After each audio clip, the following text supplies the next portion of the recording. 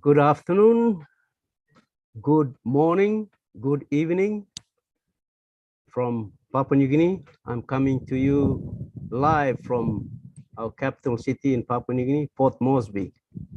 And my name is David Bakau.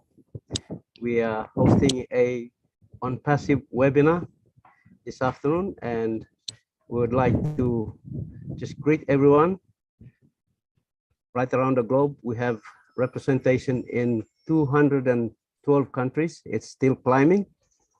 And we have people right around our nation in the 22 provinces of Papua New Guinea. Papua New Guinea is next door to Indonesia. We share the same island with West Papua, a province of Indonesia. So this is a land where we say in our tourism promotion marketing campaigns, we say this is the land of the unexpected. So expect the unexpected. And so this afternoon, I just want to welcome you all. And we have a very interesting topic that we would like to discuss.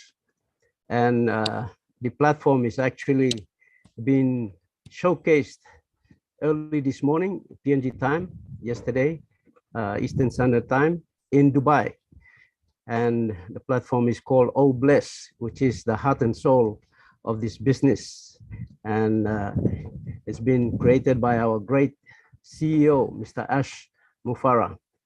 And we would like to share more a bit on this because last week we touched on PNG Oh Bless, how we would like to structure the platform here in the country to be able to reach out and help our communities. So this afternoon, we have our tech guys. We're privileged to have them here again. And last time they shared about the data center and how to create the structure of a data center. But this afternoon, they will just concentrate on OBLES, the technical aspect of it. And then we will be able to go into some discussions of what we witnessed in the live display in Dubai early this morning. So thank you everyone for joining me this afternoon. And before I proceed on, I'd like to call upon my brother, my big brother from another mother. He's the one who introduced me into this wonderful business and opportunity. I tell you, you can't find this business anywhere, and I'm so privileged. I thank God most of all, firstly, because he led me on to the online space to be able to find Mati, Mr. Mati Digamo from New Jersey in USA. And he's been the one that is encouraged and kept on sharing this business to me until I managed to get in. So thank you, Mati Digamo, my brother. Come on and please introduce yourself and share about the updates that's going on right now with On Passive. Thank you. Thank you, David. Yes, you are, and to everybody else, my extended family. We all look different, but we are joined to On Passive for sure. And hello to my brothers and sisters, obviously, in Papua New Guinea. I've been with you on this journey, and it's been overwhelming, actually. Today, if you realize, most of you do, we witnessed probably the greatest marketing that's ever been done. I looked online over the week looking for the marketing and branding and what companies did really well, and I realized no one has started off like On Passive. All of these companies that we look at now as the giants in the industry, they all started in either a garage or in a basement or in an attic. We started on the 151st floor of the Burj Khalifa. So if they can get where they got from where they started, where are we going? And guess what? We're all part of it. Absolutely all of us are part of it because of the generosity of Mr. Mufare and his family. He wanted to take people with him, unheard of. And you are seeing for the first time, guaranteed, the best marketing, compound marketing, and branding that has ever came on the face of the earth, guaranteed. And I'm going to explain a little bit of it. If you notice, you got to look at, you see what you see, and then you got to look at what you don't see, the after effect. Every week on Friday, this building lights up with Unpassive on it. Every week there's 20, 30,000 people taking pictures and sending them home. So yes, Mr. Mufare is paying for marketing and branding, but the 150, 200,000 people that took pictures, they are marketing and branding Unpassive also. And that's where the power comes in. That's the compounding. That's where you build a name. And Ash said something the other day that just blew me away. And sometimes he says the most profound things, and they're basically simple. I mean, he said, if if Apple built a TV right now, 72-inch, would you buy it? Or would you be worried about the quality? Absolutely not. Why? Because of the brand. You know who they are. You know without a doubt. You don't have to say, "Oh, I wonder if they'll be any good." You know they're good. Their name is Apple. They are a brand. That's the power in branding. Mr. Mufare, being who he is, tackled this thing totally different than anybody else ever. He went higher, the highest. I was running out of names to call it. No kidding. Uh, I'm thinking, man, if he goes any higher, what are we going to call it, right? Pluto? But anyway, what we've seen is only the beginning. On the end of this month, which is now May, um, we're going to see another big event. It's only been done once before by some small company called Mercedes Benz. I'm joking, by the way. So it was only been done once. Of course, Mr. Mufare is going to tackle that and add some to it because that's what he does. And we are all, people need to wrap their head around this. Everything you see isn't, oh, look what they did. It's look what we did. Look what we're part of. No joke. Look, most of you can't market. I know you can't. Why? Statistics say 98% of you can't market. Numbers don't lie. Guess what, though? When it launches, you all are expert marketers. Expert marketers. And the day will come, you're walking down the street and somebody say, I got this. Where'd you get that phone? On Passive. Oh, yeah, I'm a founder. They're going to flip over backwards. They're going to want your autograph. Now they want to give you something else, okay? But that will change. I'm telling you, that will change. And we're so fortunate to be part of that. And think about what he did. He launched the company on what? Oh, bless. Of course he did. Of course he did. That's who he is. We shouldn't be surprised. The other day we were in a webinar. I believe it was Lynn's Friday night. I said, "Are you coming on?" He goes, "No, I'm on the move." I thought he was doing business. He was, but come to find out, he was giving out food and water to poor people all evening. So the time he has to sleep, he's driving the car giving away food and water. Now, he would not want me to say that, but there's a lot of times I don't listen to Ash. Sorry, but it's okay. I'm still here. But anyway, it just overwhelms me, and I see now that people are starting to catch it. You're starting to feel proud. You're starting to know you're part of something bigger than yourself. And the other thing that really blew me away in the last 3 years is as you're digging through these webinars and you're uncovering these little chunks of diamonds and gold, the people that popped up out of nowhere, and they're superstars. Superstars. Look at David. Look at all the women that came out. Lynn, Tony Muck, Chris Johnson. I still remember saying, hey, this guy looks like he wants to say something. Hey, Mr. Johnson, you got something to say? Oh my God, did he? And he's still saying it. Thank God. But No, I mean, it's amazing what we have. And my family doesn't even know. I mean, they'll say something like, hey, a lot of people know you on Facebook. I go, yeah, I think so, yeah. But they don't know. They're founders. I didn't take any time to mess them. Now my older kids they go to all the webinars now and they watch on YouTube. But no, I expected big 3 years ago. I did not expect this. I'm not kidding. And the company evolved.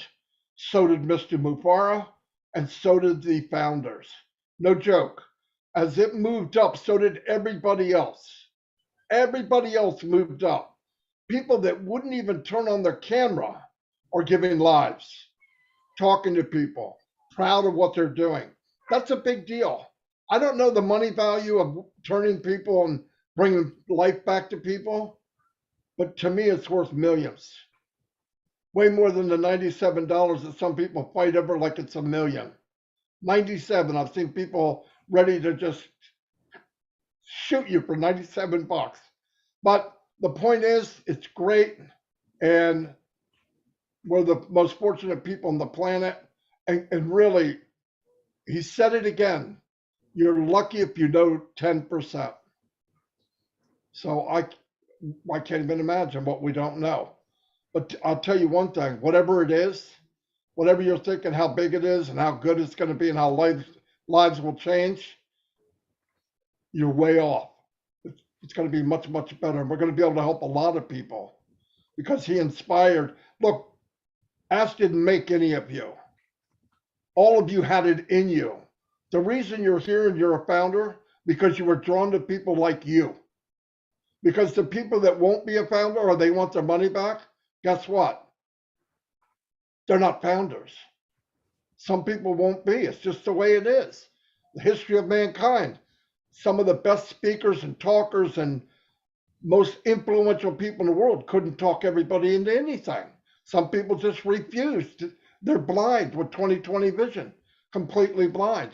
Don't worry about them. Worry about the ones that aren't, because there's other people out there looking for us.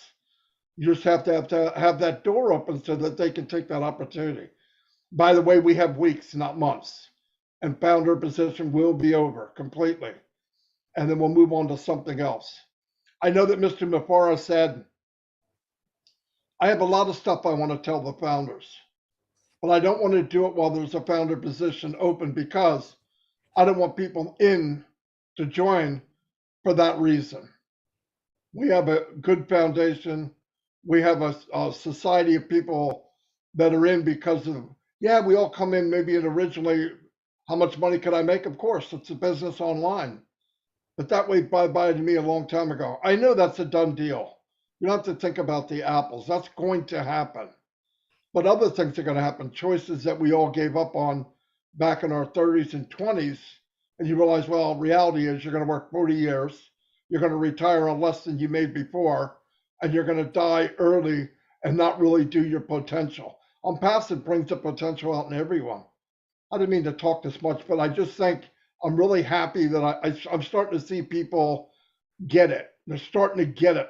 There's a light bulb that goes off once, then there's that other light bulb where you go, oh my gosh, right? You know you're in something big, you're happy, you got a 25-watt bulb, and then it goes off to 100. And I'm seeing that now. And that's absolutely fantastic. I'm going to turn it over to Lynn, who's going to introduce the tech guys. I want to talk about them for a minute. About 2 months ago, might have been a little longer than that, Tony, pain in the butt monk, kept telling me to go to this webinar. And I'm like, man, I go to enough webinars. If I go to another one, I'm going to be single. Okay. So I went, and that's where I met the tech guys. And they're amazing. Super intelligent, super. Now, the only work I had was to dumb them down. Don't come on and tell us everything you know. We won't know what you're talking about. So as time went on, they learned how to make difficult things sound easy. And that's a skill. That's what Ash Mufare is doing with the whole company. People are saying, I asked them one day, hey, when we're making pages in Create, and moving codes around. He goes, you don't have to touch codes. You copy, you drag, you drop, it's done. That's how he's making the whole company and all the packages. The tech guys are going to talk tonight. I am really happy that they're out on the scene. I don't think they know what they signed up for. When I was talking to them, I said, "Man, I'm going to push you guys up." Well, they're up there where you can't hardly breathe, right? But they do a great job. And you can push anybody up. Everybody should push somebody up. I believe in that. To stay there is your job, right? And they're staying there because they're doing a good job. And then Nakamoto, what do I need to say? She's the Energizer Bunny.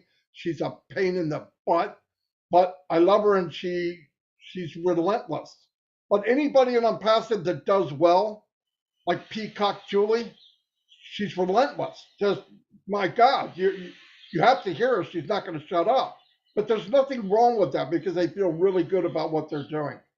Anyway, and David, you're the best. You built an empire in Papua New Guinea. Ash brought it up. Your country will probably be one of the first smaller countries that will change completely. It'll be all over the news, and everyone in the world will know that Papua New Guinea has changed, and you'll be one of the people they remember for the history of the whole country. So anyway, thanks everybody.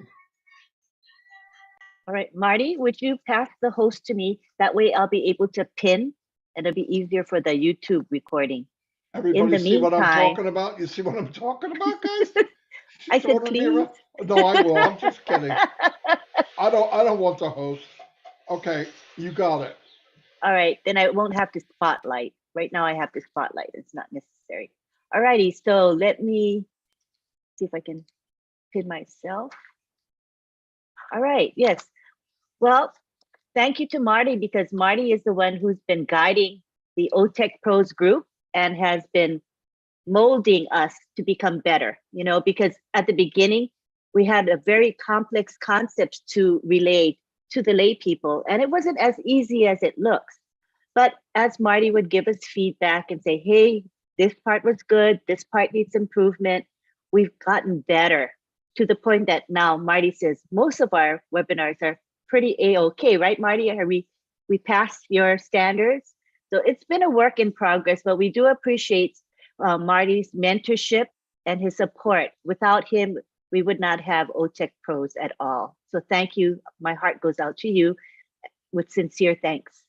So tonight we want to discuss Oh Bless, but it's going to be Oh Bless the product. In the past, we've discussed Oh Bless, what it's going to do for humanity, and that's all great and good.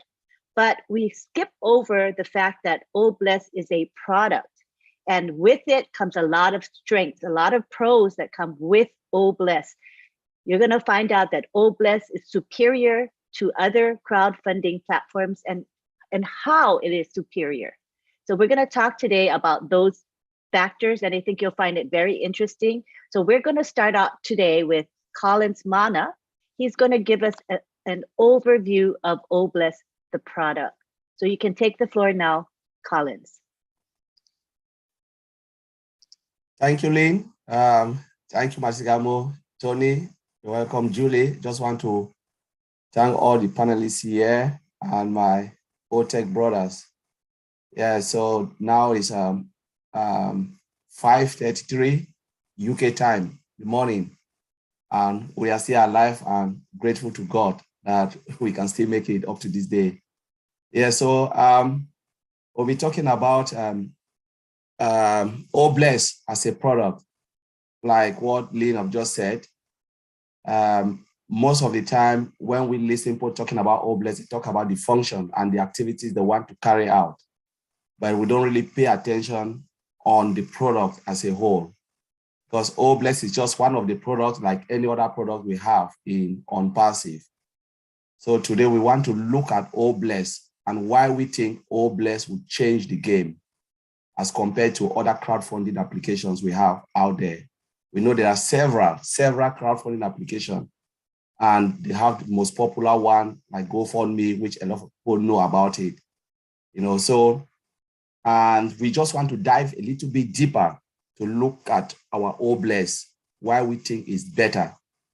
So when we look at Oblast, we know it is driven by artificial intelligence. We all know artificial intelligence, machine learning, and we know it is superior. You know, we don't want to talk about the coding because that's really technical. We just want to forget about that. So we look at the template of Oblast. Why is it sophisticated? And we think, why is it better? Sometimes we do forget that with Oblast, traffic will be driven. And it is not only made for the founders, it is made also for the customers that will be coming. How many people do we have on the internet space? I think it's 5.5 billion users. Say 2 billion of them, or 1 billion, they are those who want to donate money for charity or for whatever cause they want to carry. They always look for the best crowdfunding application they will use. Talk about big organizations. I've been in an event where somebody donate £1 million, you know, but look at that. Maybe sometimes they donate this money and the money just disappeared. We know how some of these crowdfunding, they said, okay, they are building this because they want to use it to help others. In the long run, what they are doing is they are milking people out. They're putting all the money in their pocket, percentages just going, disappearing. And sometimes you hear some of the things that they are doing, but they never bring the money or what they want to do directly to the people. So we want to look at Oblast now. And our CEO told us that as a founder or resellers, 100% of the funds contributed will be going to the cost that we want to carry. Now let's look at other applications. Why is it really shaky? One, outdated. Secondly, it was built with the intention of making money, not with the intention of helping others. If you look at it, it's not being driven by artificial intelligence. So you come in, you use their platform, you have to share it. How many people do you know? For instance, like Digamo, maybe they'll market it their way, but someone like me who is not a marketer, how many people do I know? Say, if I want to carry out, say, cancer research and a campaign for cancer research, how many people do I know? Maybe I go and I run some marathon. I have to share that link, share it and share it and share it. Say, I want to run a campaign for 2 weeks, right? Put all the best, whatever I want. How many people even see it? Because it's not driven by artificial intelligence. There is no targeted traffic running on it. I have to beg someone to share. Maybe the threshold was 10,000 US dollars. Most of the time, people don't meet their threshold. Most of the time. And what will happen? They will take, most of those companies will take percentage upon percentage of that money. You know, they will take a huge chunk, and what you will remain is just nothing. So you are paying them. You do the work yourself, you pay them, and then you get something back. But look at Oblast. You don't have to share. The moment you write it, it is there.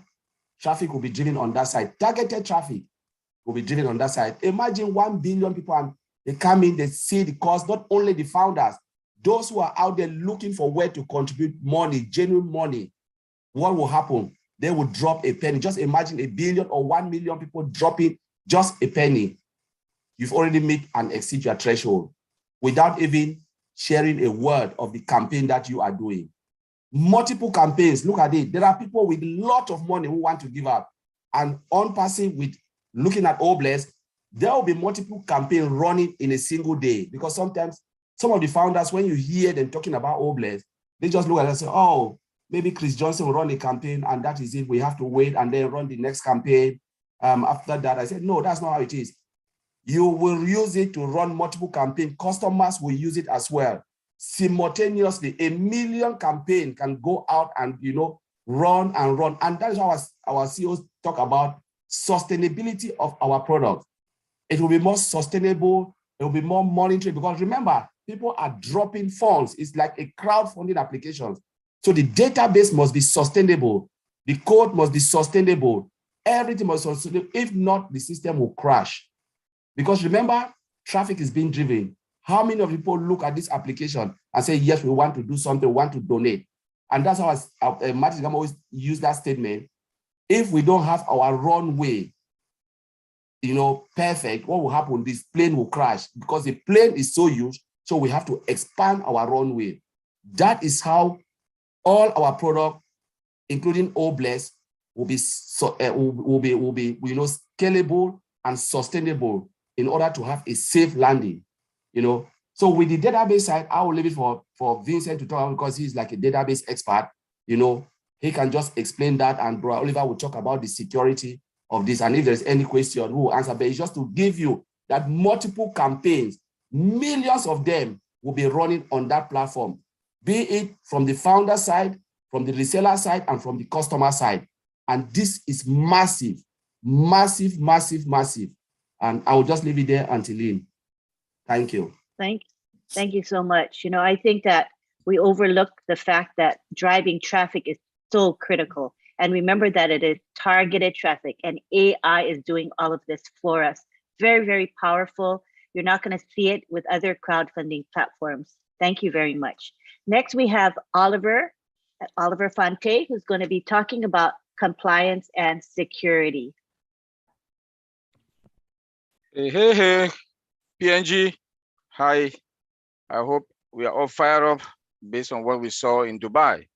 And I'm very pleased today to say hi to Lynn, Maddie, and David, Tony, Julie, all those who are here in the house. I will not call all the names, but I want to say hi and thank you, people, to be here today, and for all of us to be proud founders of this wonderful giant monster company that is going to change the world.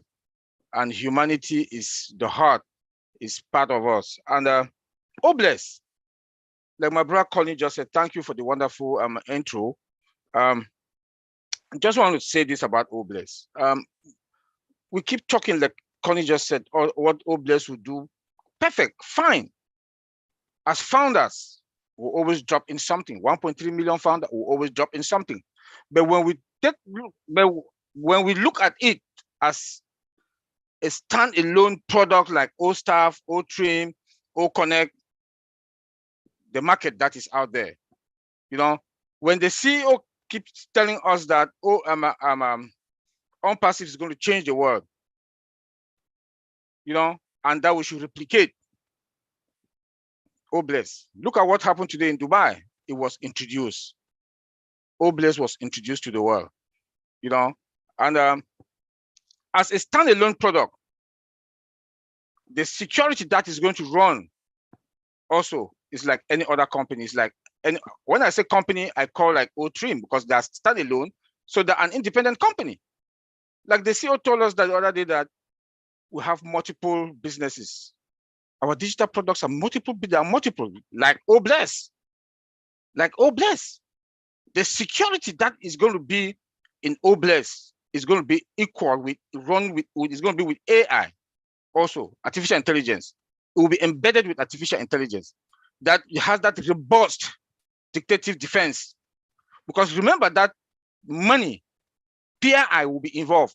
Personal informations are going to be involved. That's what I call PII. Personal informations are going to be involved.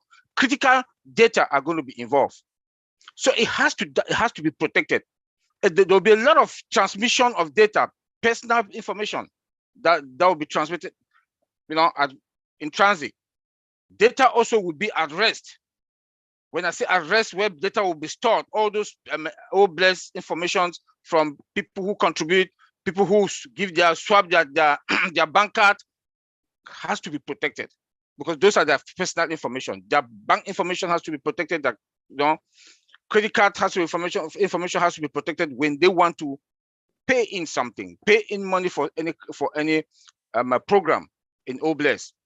And the customers that are out there, in fact, because most of the time when we talk about Obless, we talk about we the founders.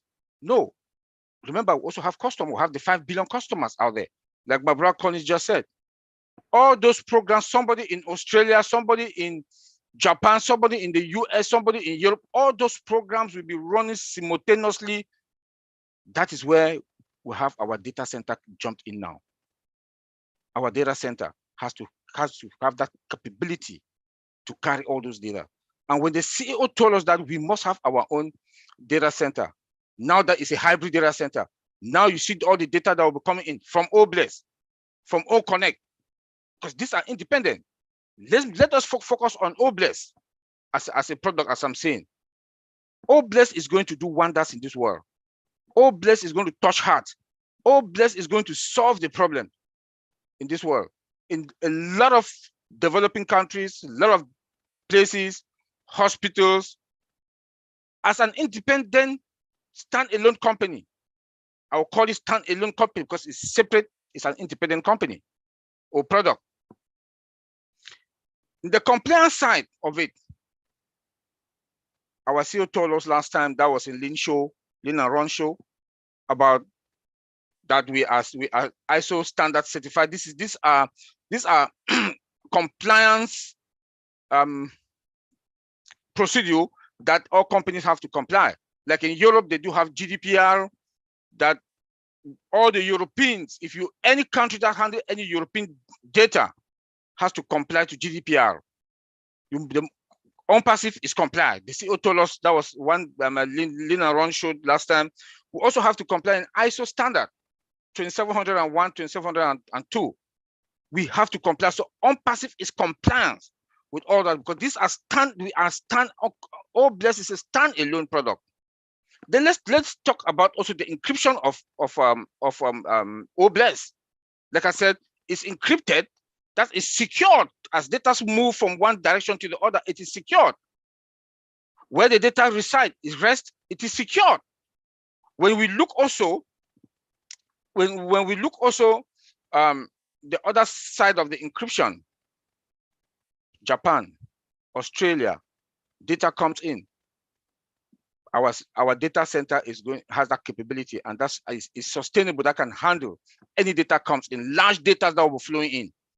I was very happy when the CEO told us on Monday about the sustainability of our system and the business. O-Bless is involved. I will leave it there.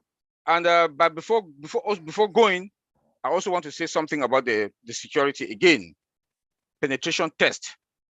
With O-Bless there will be a pen test with O-Bless, independent from any other, because we are treating each of those products, including O-Bless, as an independent. Like I always say it, they'll always patch, but we are going to have limited patching because the vulnerability scanning that are going to take place, AI is involved. That's the beauty. AI is involved.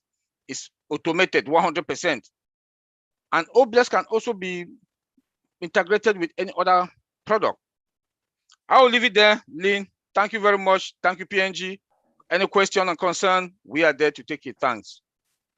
I have a couple questions because I'm a lay person. Yeah. Could you define or explain the concept of encryption in a way everyone can understand? Yeah, thank you, Lynn. Encryption means that how data is going to be secure when data move from one location to the other. Especially like it with O-Bless, since many programs will be running simultaneously at the same time. Those data, remember, we keep saying, like Madi says, data is trillions and trillions of dollars. That has to be protected. Remember that you have a program or a project that you want to carry is in O-Bless. People need to pay with their credit cards. Those are personal information. Maybe social security number. So those data, your personal information has to be secured. How is it going to be secured? Since you have to swap your card, you have to give your bank information, that maybe we are in Japan and our data center is in the US, the other one is in wherever, in Europe. That movement of the data need to be secure from end to end. And our system, since we use AI, whatever, we have AI that is embedded on passive, we do have the best of secure means. Then where the data also reside, because when those data comes in, they have to store them somewhere. Where they store it, that is also called encryption. It has to be encrypted, has to be secured. And we have very tight security. That I'll give kudos to our CEO and the tech guys in Hyderabad. Is well secured. So that is what we call encryption. Let me just add something so people just simplify it a little bit. When they talk about encryption, it's about hiding that information. For instance, if you put your credit card, those who always look at their bank statement or certain document, you will see some certain ... and they can leave only like 2 numbers. I don't know if you look at, sometimes you pay something online, you will not see the full card number. You can see 2 numbers, but the rest is hidden, like XXXX222 behind. So when they talk about encryption, it's about hiding. For instance, when you type in your email in a site and then you want to enter your password, what do you see? ... It is hidden. So when they hide it from the beginning, and when it's hitting the database, it's also hidden. You can see SX, like a special character that you don't even understand. So nobody can see what is the actual value or the actual data. So they always hide, that's what they call encryption, hiding that information from human understanding. But the system understands what the informations are. Thank you. That helps me understand. Vincent, did you want to add to that? Yeah, thank you, Antolin, and thank you to all the panelists. See the all big prof, Matty, Tony here, Chris Johnson, Sister Gladys. Encryption, what I've said is also we have a different level of encryption, like my brother Oliver said, and also Collins added. So even in the database himself, we have also different encryption, like brother Oliver said, the encryption data in moving. So when the data is moving, we encrypt the database that, so when the data move from one point to another, like if Antolin is using the data, putting information to the system from one location to another, the encryption is you put encryption in place that if it's a third person in the middle between you and me, the person cannot get our data information. So this is also a way to protect the data. That's why the brother Oliver said the data is moving. So that's when the data is moving is encrypted. And also when the data is at rest, like this time we're not using, and most of the corporate, they are closed, the data is at rest, we encrypt the system that if someone take a copy of our database, they cannot use anything with, because they cannot restore anywhere. So their encryption also is encrypting the data at rest. So when the data is resting, no one can take it anything. So it's the data at rest, the TDE. Yeah. So is the encryption is a way to lock the data so that it cannot be revealed by a third party to catch the information or to catch the data in use. So this is how the encryption also works. There are different way of when Collins explained about the credit card system. This is the database, the encryption in use. When someone is using, we need to encrypt that. But when the data is in transit from one different area to another way, we encrypt also the data, so no one can catch the information there. When the data also is not used, the data is at rest, we encrypt the database so no one can get also the information and take it somewhere. Because if I get the backup of your database, I can go somewhere else and restore the database. That means all the powerful or maybe all the private information inside, I can cache the information and restore somewhere. But when the data is encrypted, you cannot do anything with the database. So it becomes like useless. You can have it, but you cannot do anything with that. So this is the power of the encryption in the database. We can't hear you. You're unmuted. You're unmuted.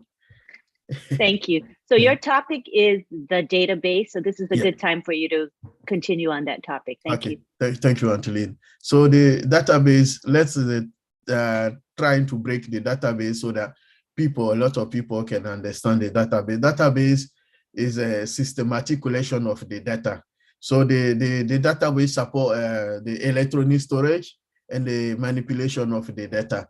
So database is like a room in the office.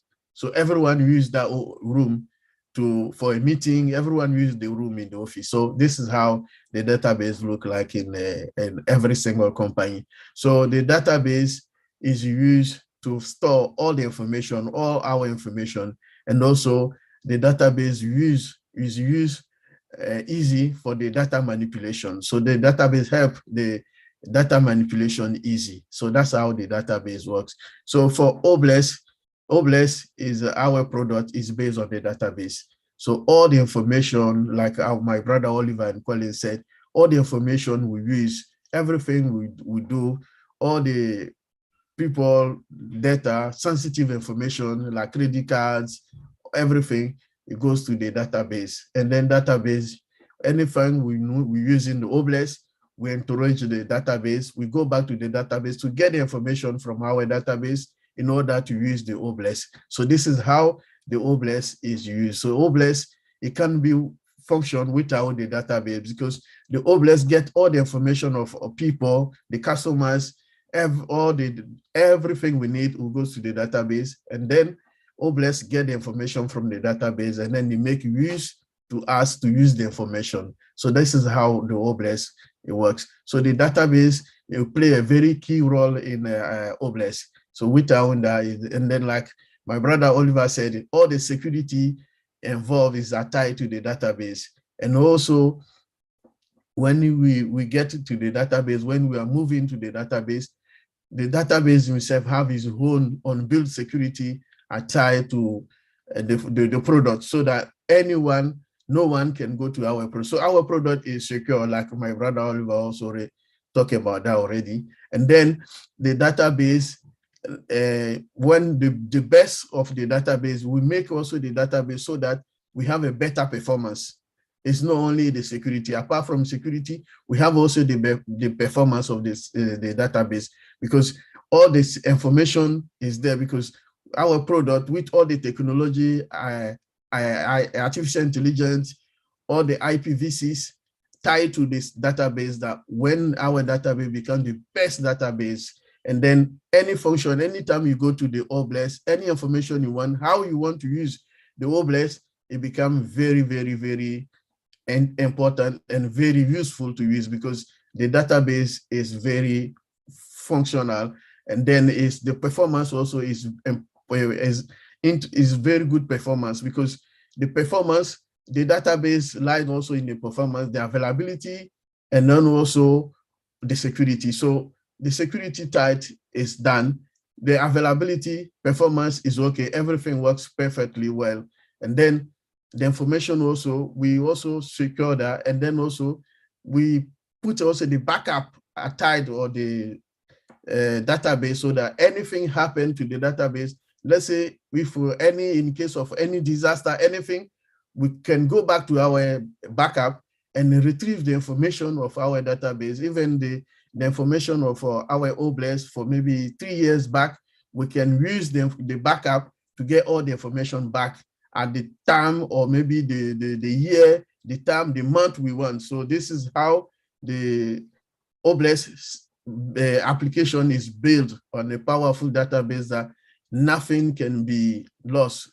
Information is there, the information is secure, and then the information is very, very quick to catch the information. This is in terms of the performance. So all the information, all the security, all the information we need to work very well with the database, they are all around, and then they are all tied to our database. That's what makes OBLES the powerful product in the world to use today, because every technology around the powerful database is tied to it. So thank you, Angeline. That's what I'll leave there.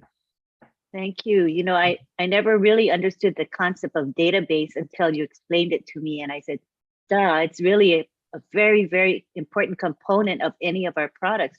The database has to be secure. It has to be robust, and the performance has to be very good. And knowing that we have the best quality product with the best database security makes me feel good as a consumer, as a layperson. You know, I don't have to know all of the stuff that you know, but all I know is that what we have is secure, you know, and that's important to each and every one of us. So now that we all have an overview of OBLES and the product itself, the security, the performance, the database, and all of that, we would like to now open it up for any discussion, questions, comments. Marty, did you want to chime in on anything at this time, Marty?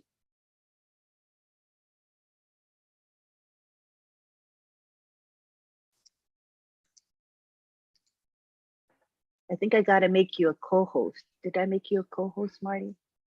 No, of course not. I make you host and you leave me out in the dirt. Sorry Hey, about that. I was like, okay, no, I'll no, make no, you. I don't have any questions. Believe it. I'm just, I'm listening, and I enjoy it. I'm doing good. All right. All right. So we want to open it up to the participants here, all the attendees. Hopefully you remembered what you heard. And do you folks have any comments or questions about Obless, the product, the features of Obless as well? This is your time to ask. You know, you have these IT professionals available to answer all of your questions. Lynn, Yes, I'll just go first, and certainly. 15 hours. I'll just give something in Pidgin, and then we come back. Please do. Yeah. Okay. Yumi long Papua New Guinea. This la product Yumi tok long Obless. Obless one platform where Yumi harem long inside the country. Sampla all platforms all come. All call him name was some crowdfunding. Crowdfunding was some time you got heavy. Now you need him support or some Yumi say got plenty heavy. Yumi say got house cry. Yumi say got all bright price. This la kind of something. So Yumi all family say bung him hand one time. Now Yumi say support him this la meet him this la need blood this la family member. So Obless was one platform long help him all mana Mary. So inside long on passive Yumi got this la product Obless. Bosman me change him name long crowdfunding, put him name was Obless because this la platform and by bless him all communities, bless him all line he got need long him. So you na me or some founder time you me got need, you me can put him sla request lo you me antap lo this la platform na all man Mary around the world or some all founder now you me got close to 1.3 million founder around 212 countries plus. So all in up long look him need you mean now all can contribute. Amas donation or give him okay this la contribution now you me can kiss him now you me help him he got need long him.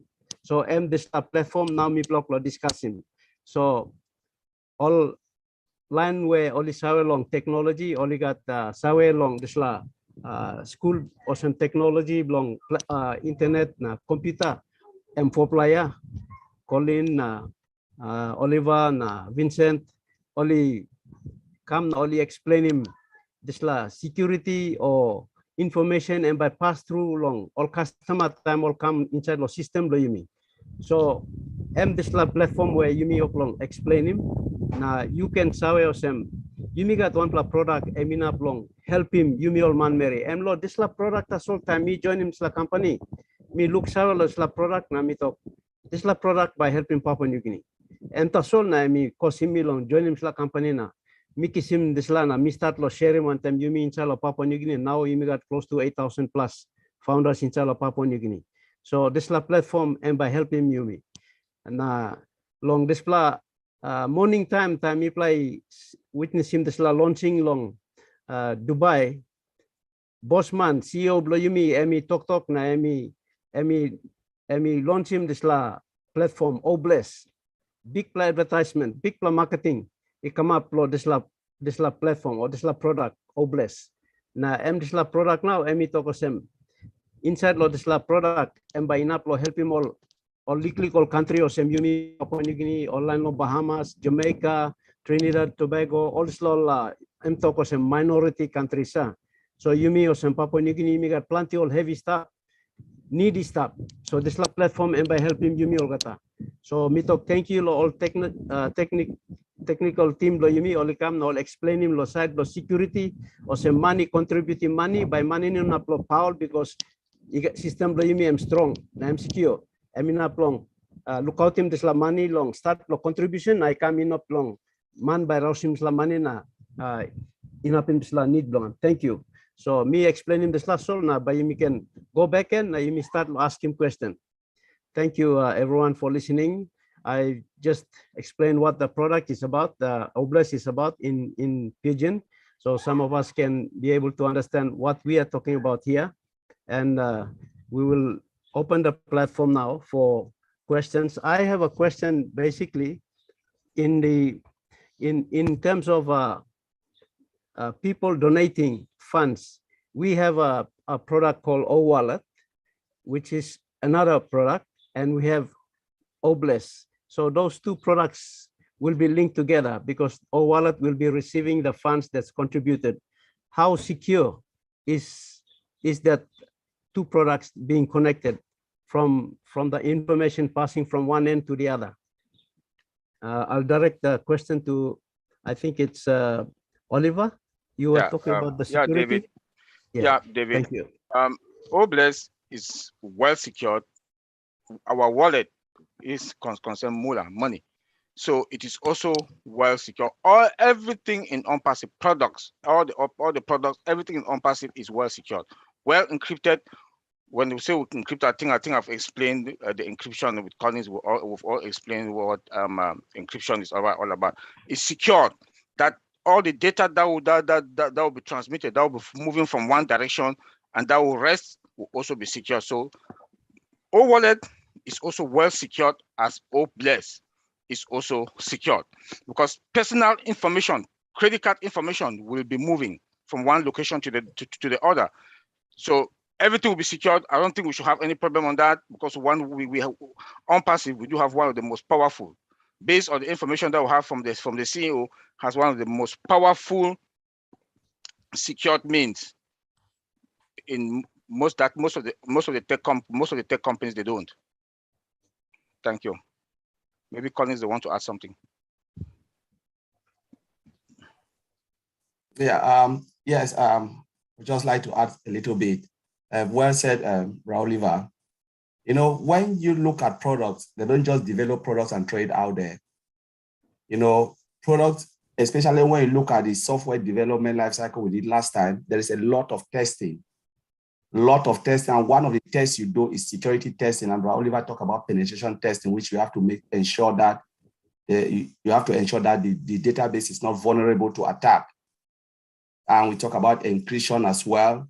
So all those tests, you know, you need to do it. You know, you have to do, you know, all the tests and integration testing, all of those, because remember, all our products are all integrated.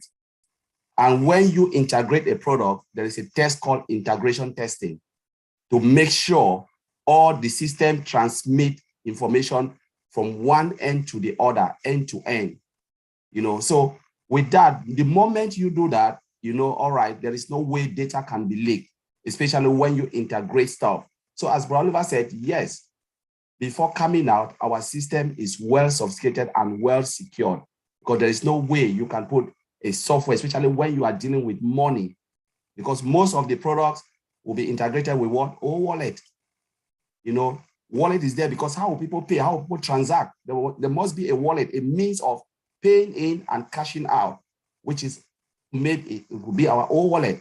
And to do that with all the data that we know, all of those data that are really, really high, they call it high priority data, you must secure them. You must hide them from the bad guys. And yeah, we have one of the best, and it is there. So I just want to add that there is no, we don't have to fear or worry about that. Let me also add this. There'll be maintenance work going on after that. Maintenance work will be going on to dictate any action that wants to happen. Yes, we have AI. AI, artificial intelligence, has its own security in there that is embedded in there. So it builds with the firewalls so much so that whatever bad guys want to come in, that defense, that robust defense is there, that is going to quick it. So the maintenance work will also be going both in O-Wallet and in O-Bless. So we are fine. I just want to add that the maintenance part on it. Thank you. Thank you. David, let's also explain that all our products in terms of database, they are all secure, because we have a separate security outside the database where all the products use it to secure the information. And then inside the database, using tools like O-Bless and also O-Wallet, they are all inside, they have a security inside the database, and then all apply to our databases. And then after the security, because the security goes to the authentication and then the authorization. All the security is tied there. And then we have a limited privileges to the system where it makes also the database more secure again.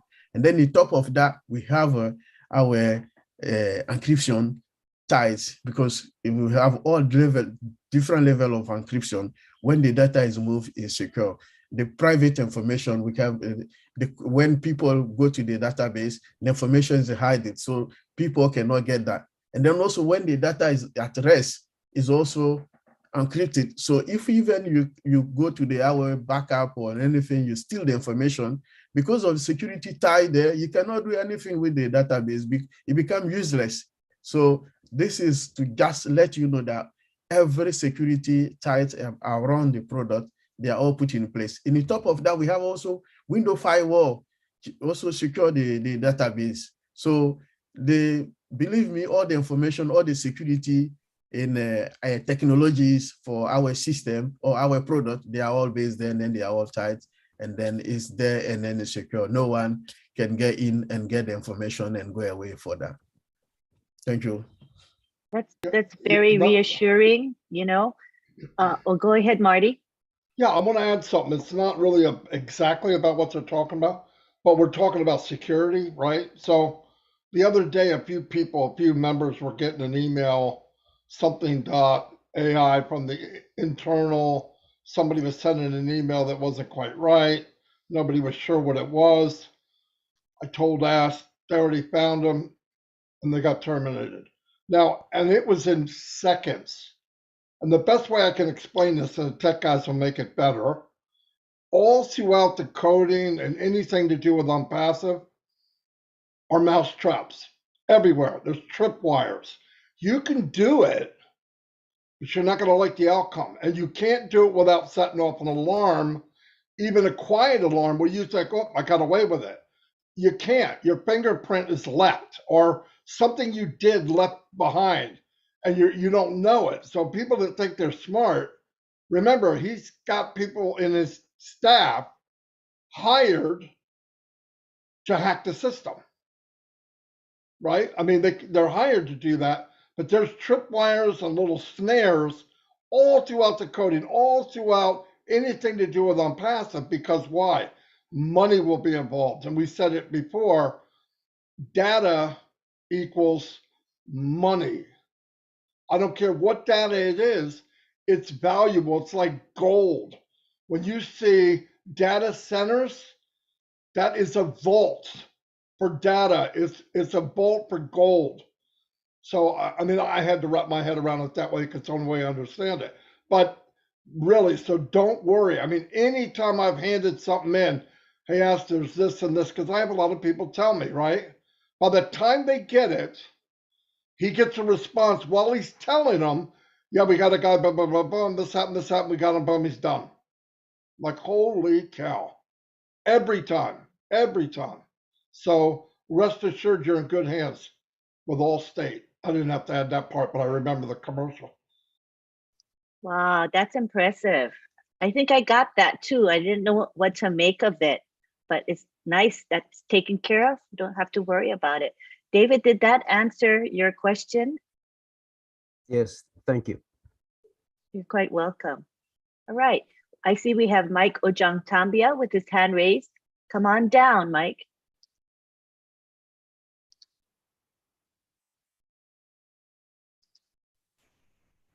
Hello, good evening, everybody. Nice topic here tonight. Thank you, all the global leaders. I thank you for the security. We know that our systems are very secured, and we are confident that we'll be launching to the world with some kind of magnitude, some kind of confidence, and some kind of leverage. And we'll leave that mark for a business, which is just yet to be born. So my question goes thus, please. I don't know, maybe we as founders, we have relatives, we have family and friends. Also, we have the world. So my question is, will OBless be used only by founders, or Obless will be used as a word, because I hear Uncle Oliver told us that it is a standalone product. So will the world be using it, or only founders? Thank you. That's all I wanted to know. Yeah, let me grab it. It's going to be used by everybody all over the world. I remember I did make mention that there are 5 point something billion or 4 point something billion people all over the world that access the internet. Yes, that's why I say it's a standalone product, because everybody will use it. If you have any program, so it's not something that is only for founders. No, founders, we have advantage because we are in-house. We have an advantage that we can come out with your own program. Everybody here as a founder, it will chip in something. But also out there, the 5 point something billion people that are out there, it's a product that they'll also come and pay to use. But the advantage, like what Connie just said, the advantage there is that you have your money 100%. You will not pay any fee for that, like other crowdfunding.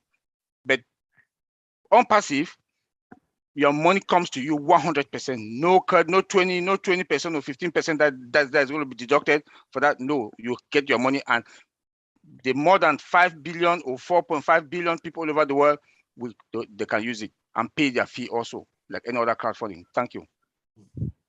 Thank you for your Absolutely. question. Let's Thank also, you very much. Engineer Mike, think about this. There's people out there now that pay towards causes millions and billions of dollars a year, right? A lot of people that are wealthy, they pay a percentage of what their income is to offset it and be able to say where their money goes. Just think about this for a minute. All these people that pay somewhere for some cause, if they knew that all of their money is going to the cause and not just a percentage, don't you think they would want to go there? You darn right. Now, when they go there to donate, right, they put in their name and their email. Now, guess what? They're cruising to the mall of Unpassive. They don't have to buy anything, but there's a really good chance while they're there. Plus, one thing they're thinking is, what company in their right mind would set up an OBLES like this and not charge any money? They'll automatically want to investigate who would do that. And trust me, that alone is marketing. That alone will bring in thousands and thousands and thousands. One for the direct thing is they want to pay to help people. The indirect is they're also joining on passive. So it's a win-win. It's huge. I believe. It's yet to see, but I believe that 100%. Yeah. Then let me also add something there. We should remember that we'll have AI that will be driving traffic also. Not like the other crowdfunding that you go look for your own people, you register, go look for people to come and pay. But with Unpassive, AI is running traffic, and that OBLES, a lot of money is going to come in. Like Maddie just said that people have money out there, they don't know where to contribute to help. But with OBLES, with the traffic also, it will be a lot of money. Maybe you might come in with your project or your program that you want to, you need help. You need just 100,000. At the end of the day, you see yourself getting $1 million, because if the 5 point something billion or 4 point something billion users, internet users, come only $1 alone, that's only we the founders here, 1.3 million founders. That's already 1 point something million. But you were asking for $100,000. So OBLES is huge. That I think almost all the other crowdfunding out there, they're on life support, according to Marcia. They'll be on life support because everybody will flock into OBLES. The advantages are just huge. You will not pay fee that much. You will pay a little fee, but when you want to get your money that they've contributed, you get all 100%. They run traffic again on your OBLES, on your program. This is mind-blowing. You can't see that out there. Thank you.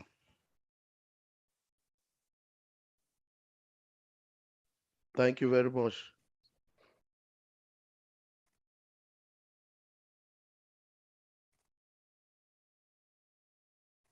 Unmute, Lynn. I did. He just has to respond. Nathaniel, you have to click the unmute button. Can you hear me? There you, yes, we can hear you loudly and clearly.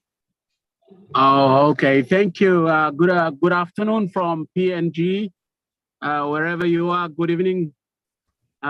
It's a honor and a privilege to be on the what's the name again? I've been on the road all this time. I wasn't able to make it on this morning's show, and I'm being on the panel to at least have a say what I feel about the company. But thank you so much for that invitation. I got a day earlier. Thank you. This afternoon to bring it to probably Mati, if I can, to your attention. I've made a payment for one account on the 4th of this month, and I'm still waiting for the account to be activated. So I've sent a ticket. I've got a ticket, and I've asked for that to be activated, for the account to be activated, and I have still yet to get a response from the support. They say that they're still working on it, so I guess I will get a positive answer anytime soon.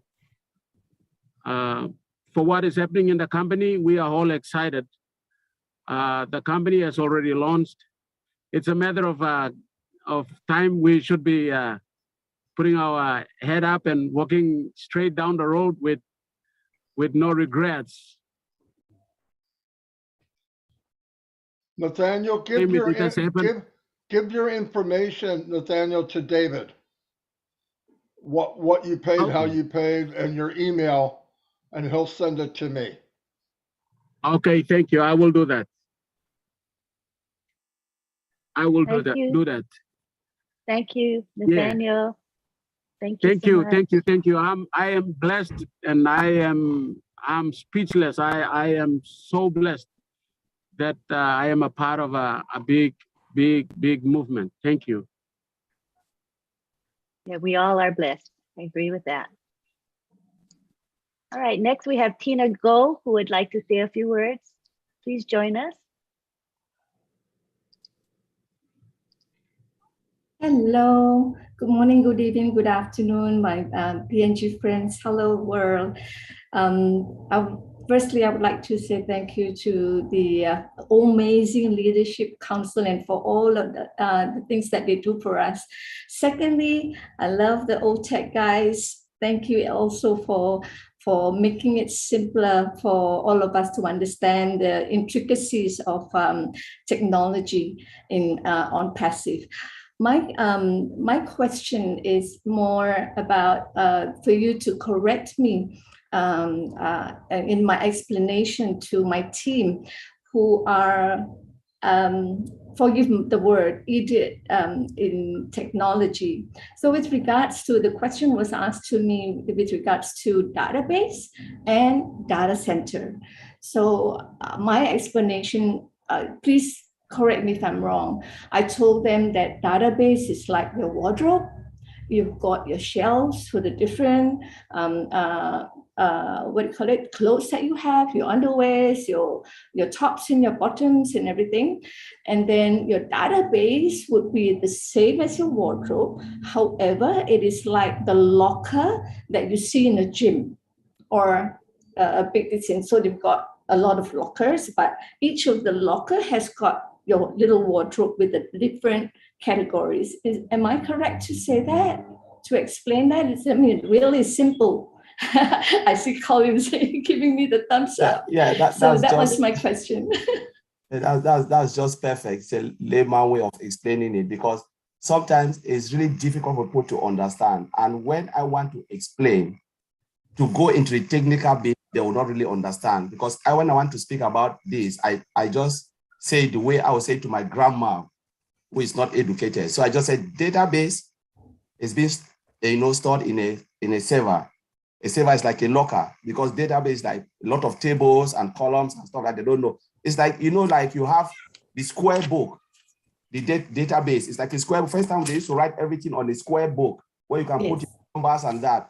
And now they said, oh, how do we make this? How do we automate this where people will not use paper again? So it's like they go paperless and they do it in that format.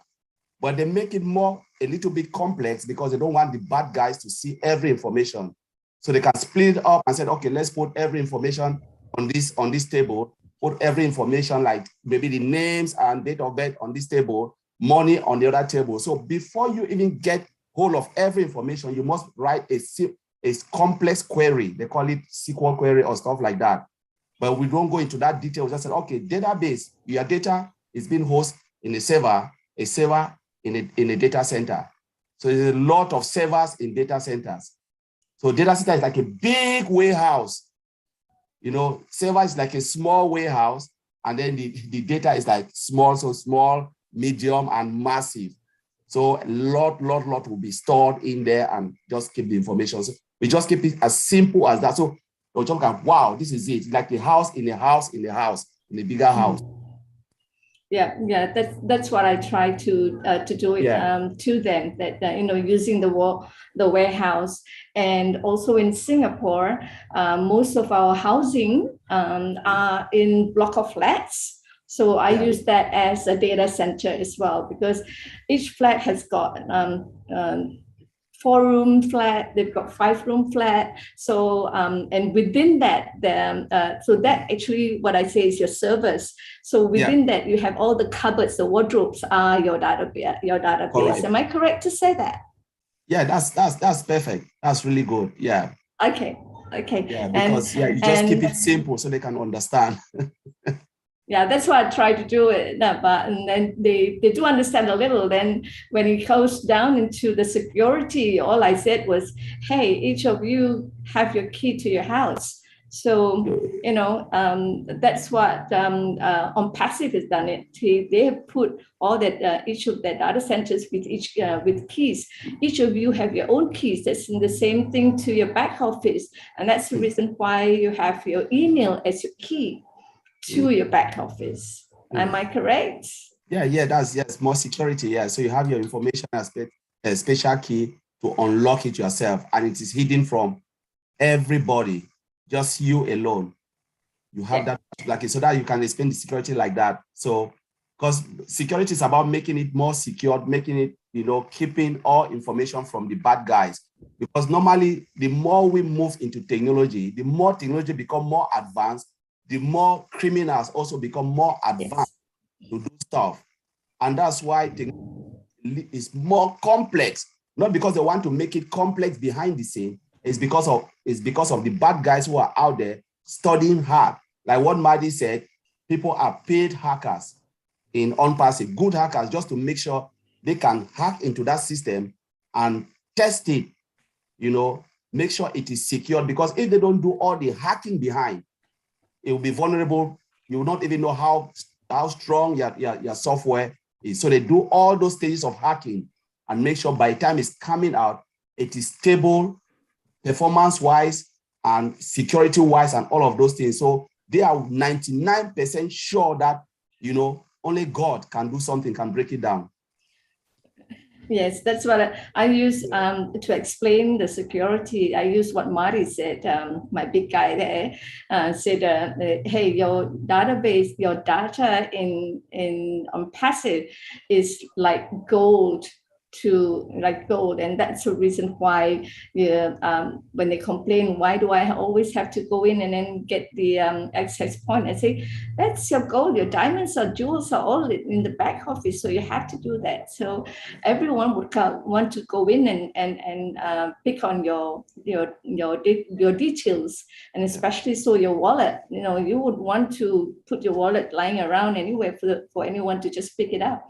So thank you so much for answering my question. Thank you. And I love learning from you guys.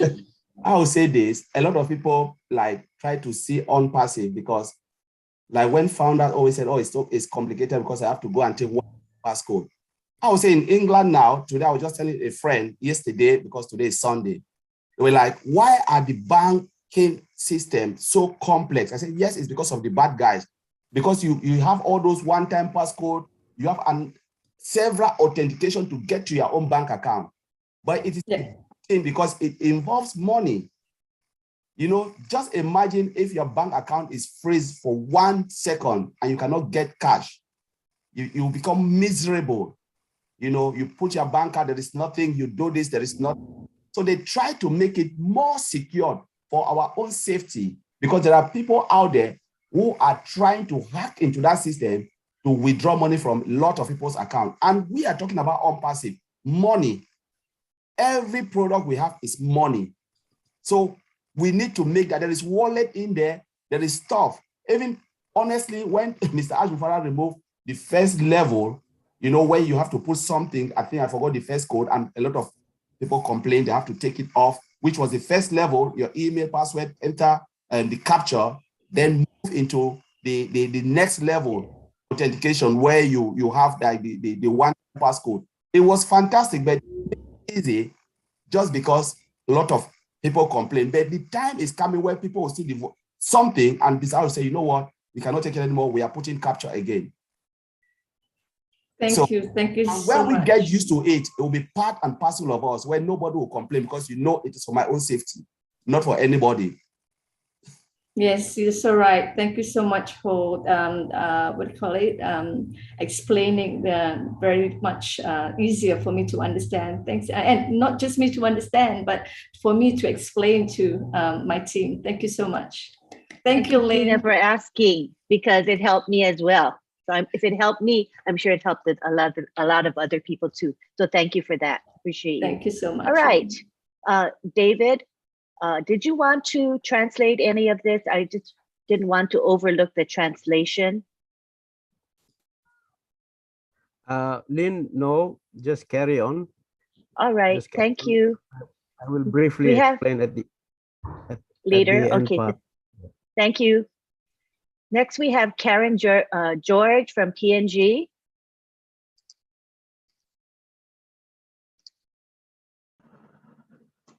You can unmute yourself. Thank you. Thank you. Hello, everyone. Can you hear me? Oh, I brought the wrong person down. Sorry about that. I clicked the wrong button. But yeah, go ahead and speak, please. Thank you. I have a question to ask, and my question is directed to Oliver or Colin. It's surrounding the encrypted data, moving from one point to another. Okay, my question is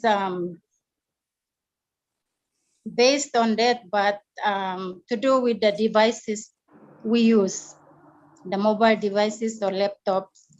In the event that our devices are hacked or tapped into, will they still see the encrypted data that we import? Thank you. That's my question. Thank you. Any one of you can take that. Okay. Okay. Oliver, you want to go first? Okay, no, you go. I'll come. Okay. Encryption is like we said earlier, we have a different type of encryption. So we have like transparent data encryption is encryption at rest. When the data is at rest, we help to protect data at rest from like unauthorized people or offline access. When the data is at, like right now, the data at rest. So someone who goes there to cache the data, that encryption will put it there. You go, you get the backup, you cannot do anything. This is the data at rest. And then we have in the database, we have a system always encrypted. Always encrypted is encryption in use. Like when I'm sending the sensitive data to you, and then the database, the database, we have the colon there, so we can hide the colon so that when the data, we are sending the data from maybe from me to you, the data is encrypted. So they call it encryption in use. So when we are using the data, is encrypted. So between you and me, I'm sending the data, we are using the data. If a third person like Oliver come in, he cannot get the information. This is the encryption in use. So they call it in always encrypted. So the encrypted is used. And then there's another level of encryption called dynamic data masking. Like when you use your credit card system, like Brother Colin said earlier, you see that at the end, when you buy something, you see the end of your bill, you see cross, cross, cross, and then they put 335. This is called the dynamic data masking. So what they happen is that they limit the sensitive data exposure so that when anyone goes to your system, they cannot see the rest of your credit card. So this is the dynamic data masking. So they mask the information that if I go to your system, I cannot see the rest of your information. I go only the last 3 digits. So this is the dynamic data masking. So in on passive, we have all these different level of encryption so that anyone get to the system, you cannot catch the data. So that's how we always say the database is more secure. All the security information tied to the database there. When the data is at rest, we have the security for that. When we are using the database, we have an encryption on that. When the database also, we do the transfer, like credit cards is also encrypted. So all the information is encrypted. So no one can catch our information. So this is all the 3 levels of encryption in the database. So whether it's in your device or your mobile phone or anywhere else, because the data, the origin of the data is already encrypted, no one can cache the data. So using your mobile phone, your laptop, your desktop computer, the encryption coming from the source of the information, not the one you are using. Because before you do the transfer from your mobile phone from maybe to your laptop of the our system on passive system, the encryption is in place already. So no one can catch the information where we are using. So that's why we have the encryption in use, encryption in transit, encryption in rest. So when the data at rest is also encrypted. So all the security information is tied to the data. So when you are using as a third party, you don't have any problem. The system is already encrypted. How was Thank you. that, Karen? Was that sufficient? Thank you. Yes, thank you so Yeah. much. Thank you Wow, for thank asking you. your That's question. good. It benefited a lot of people. Thank you, Karen. Yes. Next, we Yes. have Johanna, who would like to speak. Go ahead and unmute yourself, Johanna.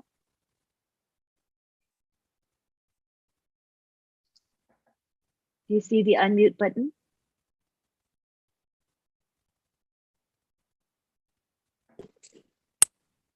There you go. You're Hello. unmuted now. Hello. Thank you. I've got actually 2 questions, and one is on Oblast platform. I'd like to find out something on how it would work for each founder, and the other one is personal for. I've got 3 accounts that I've sent details to David, and he's forwarded to Matty. I haven't got a response back. Those 3 accounts there, the issues with the one-time password. I cannot access the one-time password on all my 3 accounts. I have multiple accounts, and 3 of my accounts, I cannot access the one-time password. Previously, I had access to the back office, but when we shift from Go Founder to O Founder, in the first 2 weeks, I accessed them. And then after 2 weeks, it just went off, and it's like that. I cannot access the one-time password. So I actually raised the ticket for all 3 of them to support, and then they sent me an email back saying that they are all hard bounds, and I need to create new emails and send them in for the 3 of them, they said. Joanna, And I Joanna, tried to create. Joanna, I'll Yes. just interrupt you there. I've got the list here back, so Grace will forward it to you. You look through the list, and if you can Okay. locate those 3 in the list. There's a couple of emails that have been corrected already and sent back to me, so we will sort that Oh, out lovely. internally. Thank on you. your other questions regarding Obless, where how it will work for each founders, I will leave it open to one of us here to answer. Go ahead and ask your second question, So, Johanna. so I can ask the question, or Yes, if Yes, should I ask? it's pertaining to you Oblast, can ask. certainly, certainly. Okay. Yes. Okay. Thank you. Okay. Okay. The question concerning Oblast, I'd like to take PNG for an example, because I'm referring to our own country, and I want founders here. Each of us founders are from different provinces and different locations, and we will have different projects for each community and each. So would it be possible for Oblast platform to fund different locations at the same time? Like one would be Telefomen. There would be projects we would be looking at the Telefomen, and then there would be projects like, I am from a different location, so if I would submit something for my community, would they all be like parallel and they would be funded, or there would be some scrutinizing, or how would that go? I don't know. I'm just asking. Sorry. Yeah, and I'll answer that question, and then I think anyone can come in. I think we just explained that. We said, let's look at Oblast as a crowdfunding application, like any other crowdfunding application. We are saying this because we are founders and we just look at it in a narrow way, but just take yourself out of on-passive, that I'm not in on-passive and I want to do crowdfunding. Which application will I go? Will I use GoFundMe, or will I use, because I'm not a founder of GoFundMe, but I can use GoFundMe to run a campaign for whatever I want to run. And Tony will be using it the same time to run a campaign. Martin Digamo will be using it the same time to run a campaign on different area. That is the way Oblast will work. Doesn't matter, but as a founder, the only thing our CEO told us, if you want on-passive to do it for you, they will go in and look at your campaign, whatever you write. If it is legit, if they can fund it, then they will expose it to our community, the founders community, where people can chip in money. But say, for example, I'm not a founder, and I think like, okay, which is the best crowdfunding application I want to use that will give me the most value for my campaign, that they'll even charge me very, very less. I will use Oblast, because I know if I want to look at it with other campaign, other crowdfunding, Oblast will give me the value that I want. And that's why Martin Digamo said, lot of customers, not only the founders, will come. They can run 1 million to 1 billion campaign a day.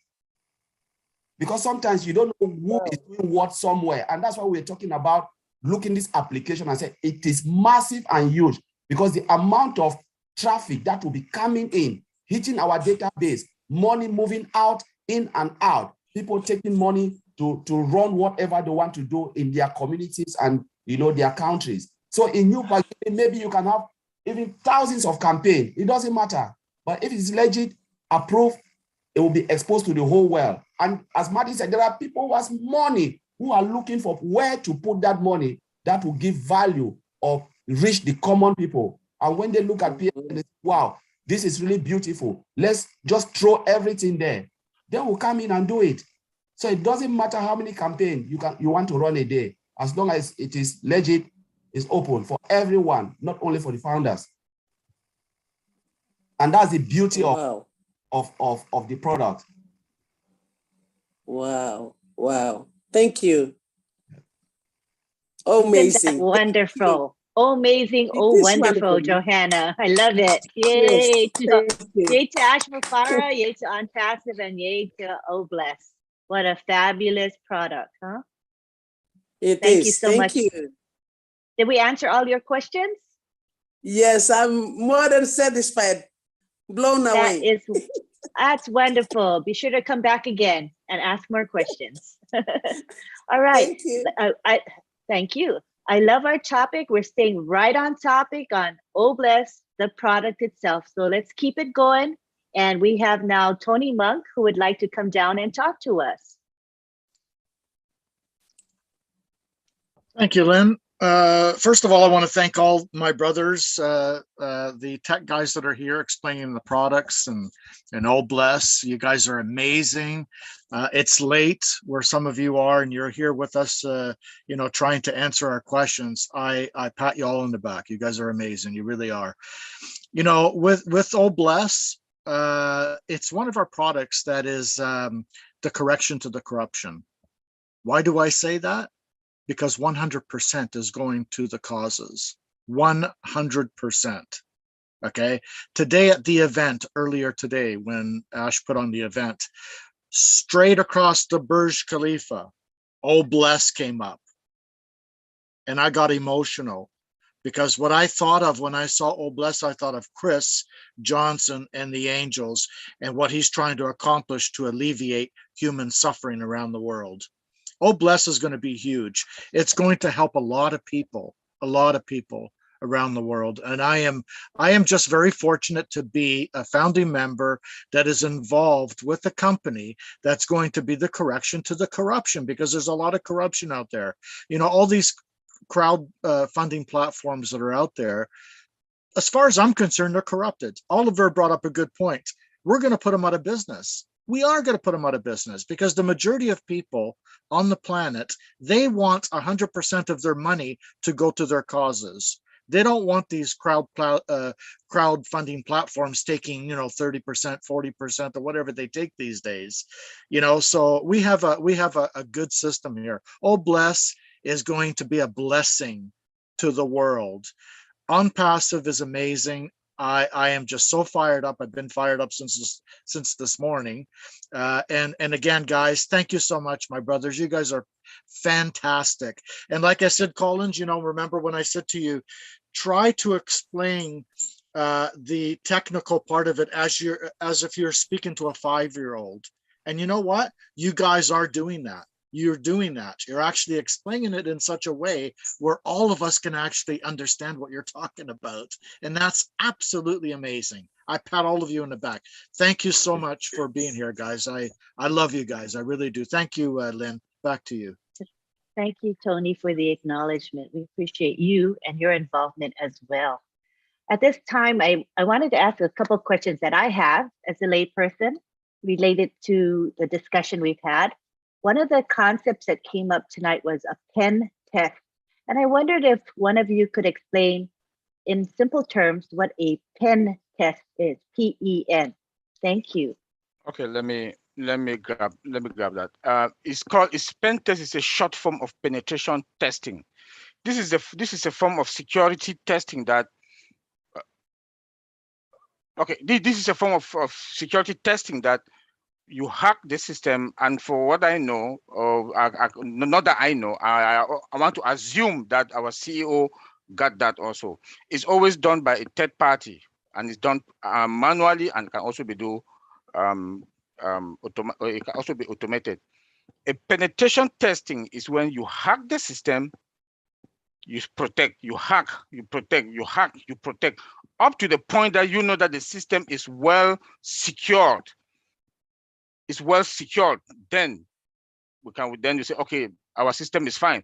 Then there's also automated penetration testing, that this one is just automated, that you can say, okay, every week, you can set it up every week or every month or every 3 months, that it will automatically do the auto pen test for you.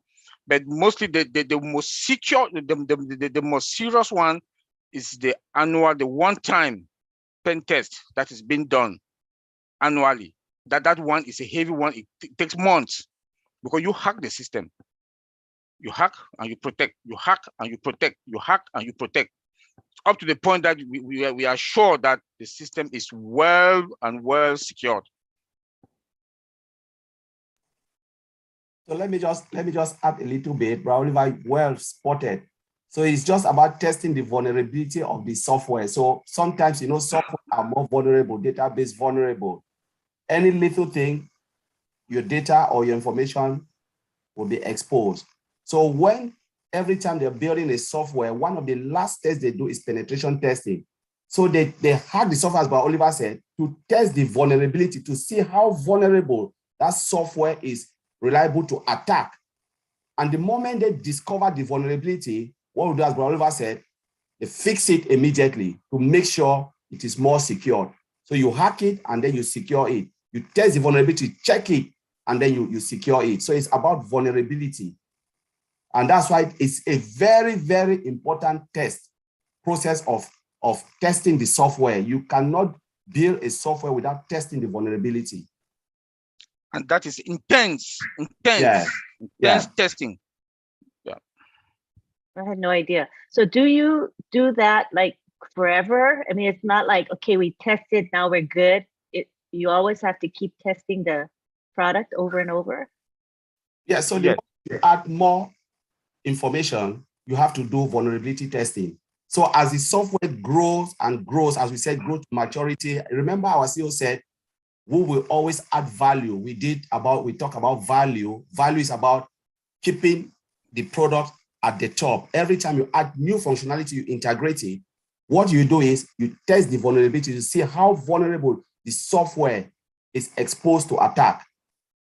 So sometimes you do it once in development lifecycle, you must do it at least once. And then like what Oliver said, you automate it so it can run and give you a nightly report. Every time you look at the report and said, okay, everything is good. Like what I think Maddie says something in a layman way, where our system is being monitored. You know, like I always said in most of the webinar, I said, there is nothing you can do with our system because everything you do, they will see it. The system have a report running in the server and the database. Every movement from the time you go and you hit that browser, the web browser, you open it, you enter your password and your email, it's already capturing all the information. Knows that Lynn Nakamoto logged in at this time, went to this page at this time, to this place at this time. So they see you, your movement, every movement. You know, the screens you go, you know, maybe from old mail, whatever you, so you cannot even say I didn't do anything because they are seeing you.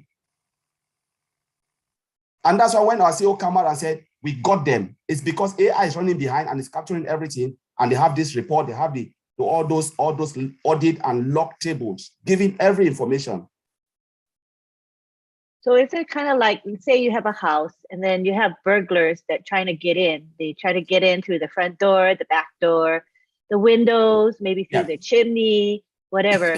But you have like security guards that are monitoring 24 hours a day, walking around the perimeter of your home, watching for vulnerabilities, right? And then when they see any, they block it or they fix it. Correct. Sort of that concept. Yes, that concept. You fortify your house with security cameras and detective devices. That is just the layman ways. Also remember that the maintenance is also part of penetration testing. You know, like automated pen test. You know, that is maintenance. That is part of maintenance also. So it is an ongoing process that will never end. Ongoing. Like my colleague just said that is something that is ongoing. More data comes in, the more, you know. Remember that you have the monitoring system also that is there. You know, if there's any risk or any vulnerability anywhere, bam, they have the, you know, before you even come with AI. The good part with OnPassive is that our system are all embedded with artificial intelligence. So AI has that feature, that protected detective, auto protected detective feature, that before it even come, it predict future attacks. So it dictate it and immediately they fix it. So with the penetration testing also and the automated pen test also, we are fine. That's good. Yeah. It's reassuring. Thank you very much. I get the picture a lot better than I did before. Thank you so much. Now I see Gladys Navarro. Talk to us, Gladys. Click the unmute button, please. Okay. Thank you very much, Lynn, and thank you, Tech Team, for breaking it down for us. I have a question regarding the penetration testing. You say there are two ways that can be done, and one can be manually by the ethical hackers. When they hack, they protect, hack, they protect. You have also mentioned that there's automated. It can be done in an automated way. Now, if during the automation process, when it's trying to penetrate, if the system finds there's an area that needs to be fixed, there's a problem, is it also coded to protect immediately, or it sends an alert to the people who do the pen testing to respond? How does it work? Okay. All right, Oliver, you can go. No, you can go, Collins. All right. So like with the automation, as we said earlier, it produced a nightly report. So for instance, as you said, you are right. The moment the system, when a system is automated and the system detects something, it throws an alert, create a ticket. And then what will happen is that report will be generated with every error and issues that the system have identified, and immediately they will code it and fix it. You know, in IT, sometimes when it's really very, very like critical, they will call it a P1 issue or a P2 or a critical issue. The moment they discover that type of issue, they have to do it, because remember, I said something about vulnerability last time in the webinar. If a system is vulnerable, I gave an example in UK where the bank crashes, people couldn't take their money. It was vulnerability because they didn't do penetration testing well. So, and when you abandon that particular site, what will happen is not only about hacking, it's about database. Sometimes you have this expansion of database. And remember, when a lot of customers are hitting, is traffic. We talk about traffic and information. People are trying to get information in and out. Just imagine you are in a car park and you see the car moving, and there is no proper traffic. Like, what will happen? There will be accident. It's the same with software. If you don't maintain it and you don't have that system in place that can pick up things that are happening, giving you, up-to-date report, not only the bad guys, the system can crash. So once the moment the system identified that during the automation system, they'll just pick it and then throw it out there. I'll give, for example, we built a software for a company, which I will not name it, in UK. Everything is automated, mini artificial intelligence. 10,000 people lost their jobs because it's an automated system that can pick information from everything that you are doing, be it banks. For instance, we had this COVID. You know, when COVID was there, a lot of people didn't go to office. A lot of customer center, call center stopped, and most companies lost money. They approached us and said, can you build an automated system that can identify issues and throw it back to us? We said, yeah, we can do it. It took us 6 months. We produced it. And what happened? This system that can monitor, pick everything. You don't even know how to. You see someone will just walk into your site and said, oh, I'm here to fix this. How did you know that? Because our system of picking and identify and said, Seva, this and that has an issue. Go in and they will give you the detail of the issue. So the engineer will just walk in and then fix it and go out. That is what they call automation. That's what they call automation, where you don't need to do it, but they just identify it, throw it, create it, and then send it to Bra Oliver. Please go in, it's P1, go and fix it before the system crash. And you see the gentleman will just walk in and fix it. That's the automation, and that's what we talk about, really penetration automation testing. Yeah, then in addition to that, with the penetration testing also, the good news is that we keep saying about AI, on passive we have artificial intelligence in it, that when it detects any attack, and if that attack is crucial, it lock down that system or block the system. That system will not function anymore until they fix it. That is, we should understand that with our AI, we are in a very, very, very better and good position, because our AI will dictate immediately, even the future attack that wants to come. Let's say something wants to happen and the attackers are coming. Maybe they say on Tuesday, if they identify that particular server, an attack, they've set up that server that they want to attack, it will dictate the attack before that Tuesday and just prevent it. But if there's a breach and that breach comes in, they will block that system automatically. It will be blocked and locked down totally. So I just want to add that there also. So we are good. Our system is with AI. We are in the best of positions because we have sophisticated technology from our 5Gs and IPv6, which is hybrid, and IPv4. Then all about the fiber optic cables. We are in a very, very comfortable and the best position. Thank you. Awesome. Adding to Thank you very much. Adding to Thank what you, Collins Lynn. and Oliver We're said, gonna. they Okay, go talk ahead, about the Vincent. alert.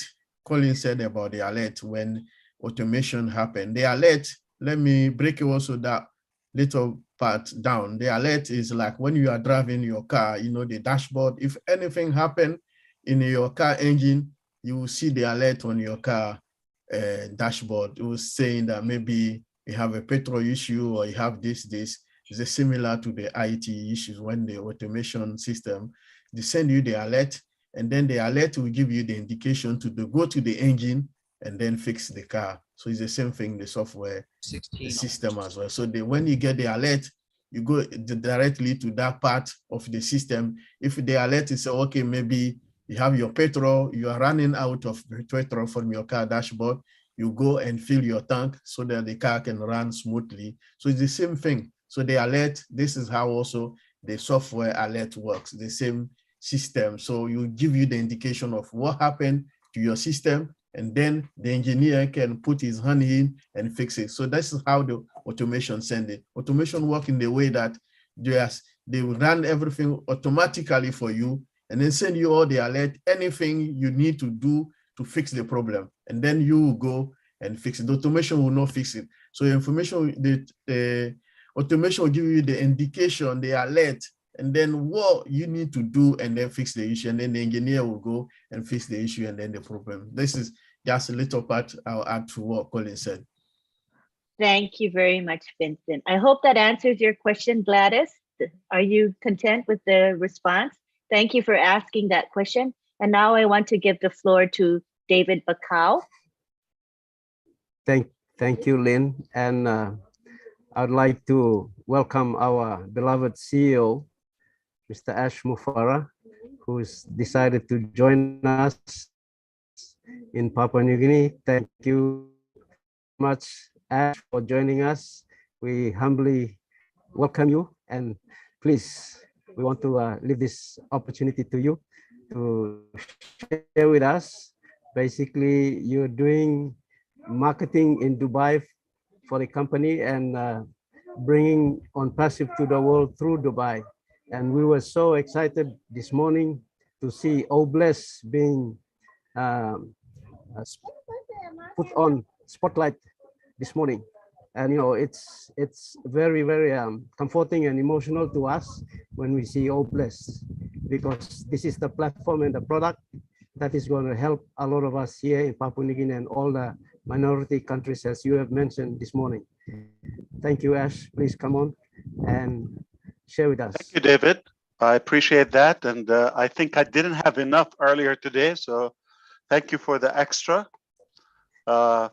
It will not be complete day without checking up on our Papua New Guinea and everywhere else. I see that we have the brilliant engineers from the UK also are awake. You guys ever asleep? I have no idea. Canada's still up. Thank you, Tony. And Lynn, I didn't hear you earlier. I don't know if I missed you on the Dubai event. Yeah, I wasn't on the panel today. Yes, I don't know whose problem is that, but they're going to be in big trouble. Okay, because I was looking for you. Thank you so much. Absolutely. So I think, we are humanizing business. We are, in OnPassive, we are humanizing business. I often see a lot of businesses, they have great transactional format for their business. It doesn't appeal to me. When I see there is a bit of a social, viral, personable, humanized effect that goes beyond transactions, pay in, pay out, you're done, is not a culture, is not a, with OnPassive, we have a complete unique scenario very different, and it is more than just a business. It's tribal, nothing more powerful than when you belong to a tribe or a family, in a classical way, if you wish. But we have so much in common, and we feel this thing belongs to all of us. So speaking of marketing, it's not only in Dubai, that's one thing, because we're a global company, but strategically, we centered and we penetrated that Middle Eastern viral hot spot, so we can expand from there virally. I would like your attention for a couple of moments, because this is important. This, you would appreciate the information here. Nothing better than having success by design. There's so many other businesses, they are having an unbelievable level of success, historical. We know a few names, at least of them commonly. Most of us know them. It just came as an accident. It came as a result or a reaction to something. They were looking for something else turned out. Still a good success, but nothing more impressive, more solid, more strong, more appealing than when you have success by design.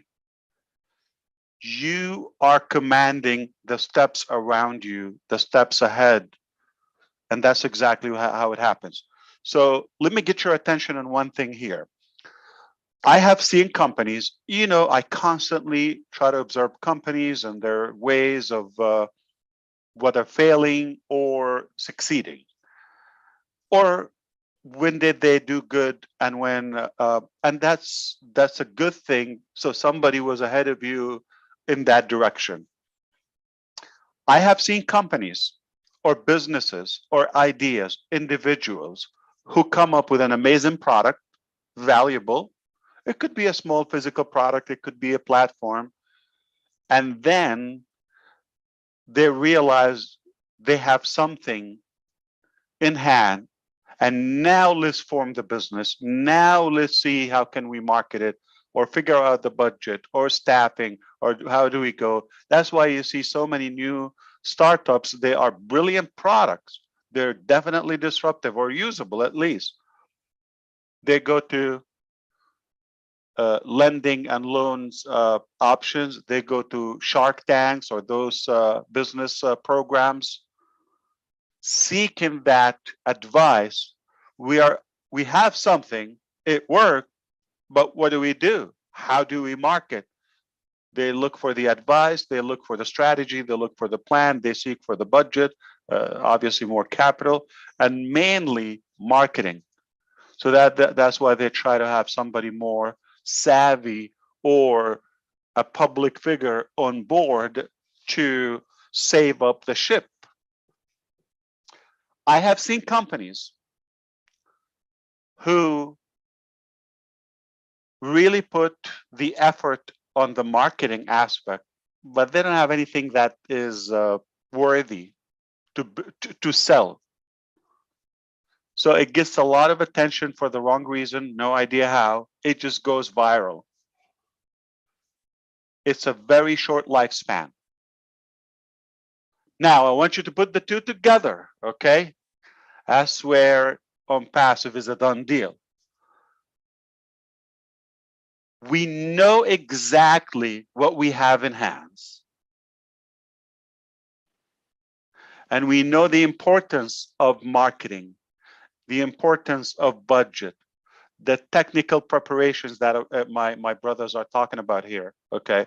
So if you're aware of all of that and you put all the dots in line, that's when it's a perfect business model. I'm gonna repeat that differently, okay? In OnPassive, not that we only have one worthy product, we have enormous amount of value piled up that will sell on its own, naturally, organically. Yet, we love marketing and we know the game, and we're experimenting new areas and navigating new options of marketing that they've never been done before. So there is this new term of compounded ripple effect marketing. You do one thing and you build on it, you stack the cool, you expand further, the horizon, bigger, bigger, bigger, bigger. Unstoppable. And what you have in the core never stops or slow down. It keeps on vibrating. So it is a fact, might be shocking to you, might be in your subconscious, but you're not aware of it. I'm going to package it to you. As of now, welcome May 2022. We are in May 2022. We've been in business for a couple of years in OnPassive, building, developing, preparing, testing.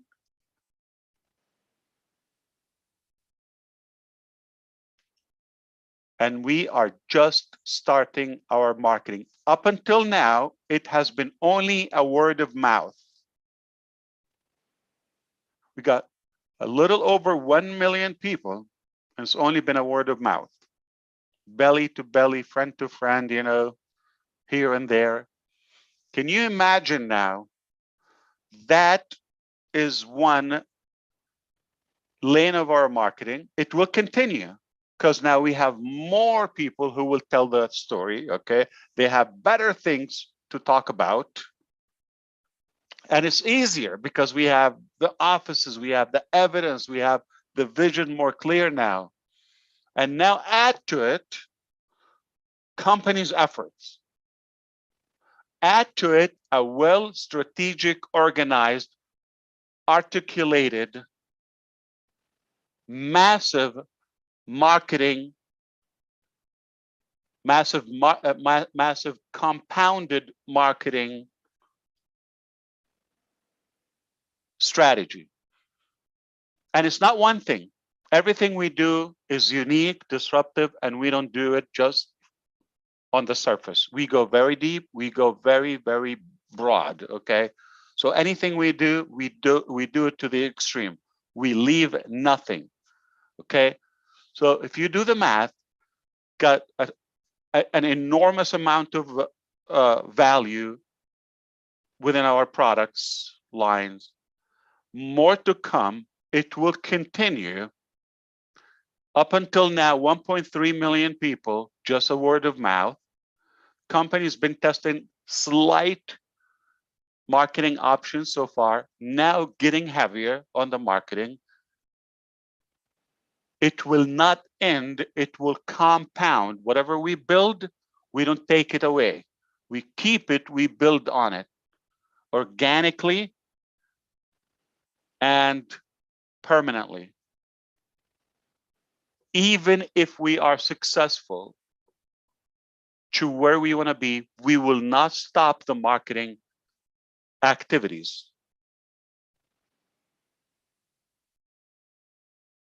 For other purposes, such as branding, such as bringing up more to the market, such as stabilizing, and you know, you don't want to drop, you want to hover. When you reach the top, keep soaring and cruising. So it's not something that we're going to do to get to a point.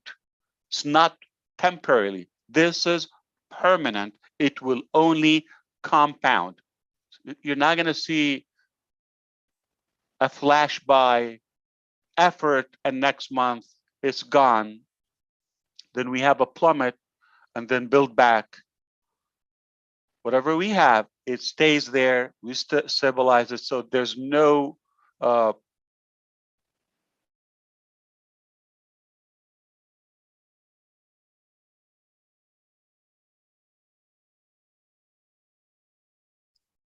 think Mr. Mufare got frozen. Does it appear to be?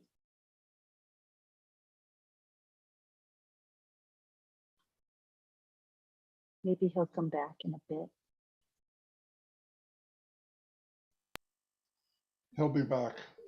Okay. He probably doesn't even know he's gone. Yeah, probably doesn't. Can't wait for O Connect. That's all I can say. That's right.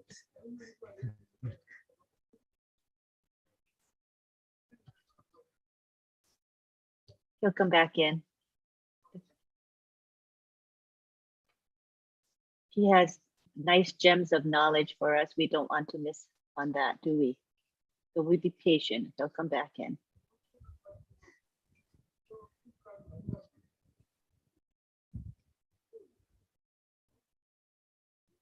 We are so grateful that he joined us here in PNG. Thank you. Thank you, What Marty. an honor. Isn't that very nice, huh, David? Yes, yes. Come back down to the panel, Definitely. David. There you go.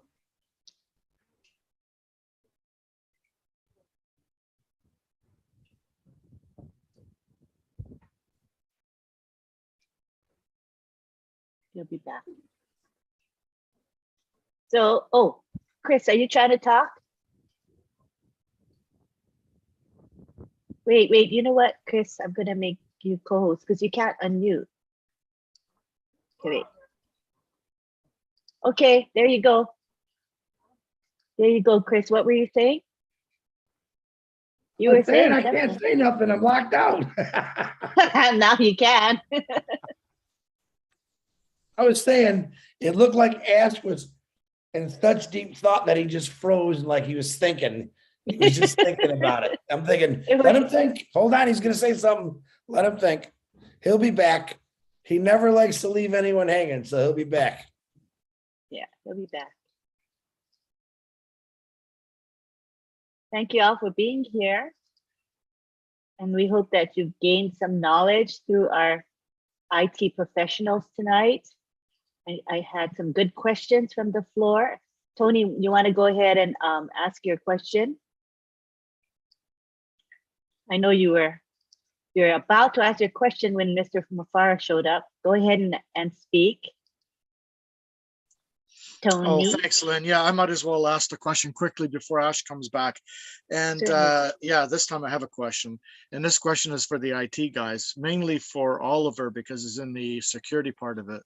I heard Ash talking about a little while back that some of the products are going to be standalone products. And some companies are going to have access to the cPanel and they're going to be able to change whatever it is to their format. Now, who's responsible for the security on that? Is it going to be the company themselves or is it going to be on passive? That's my question.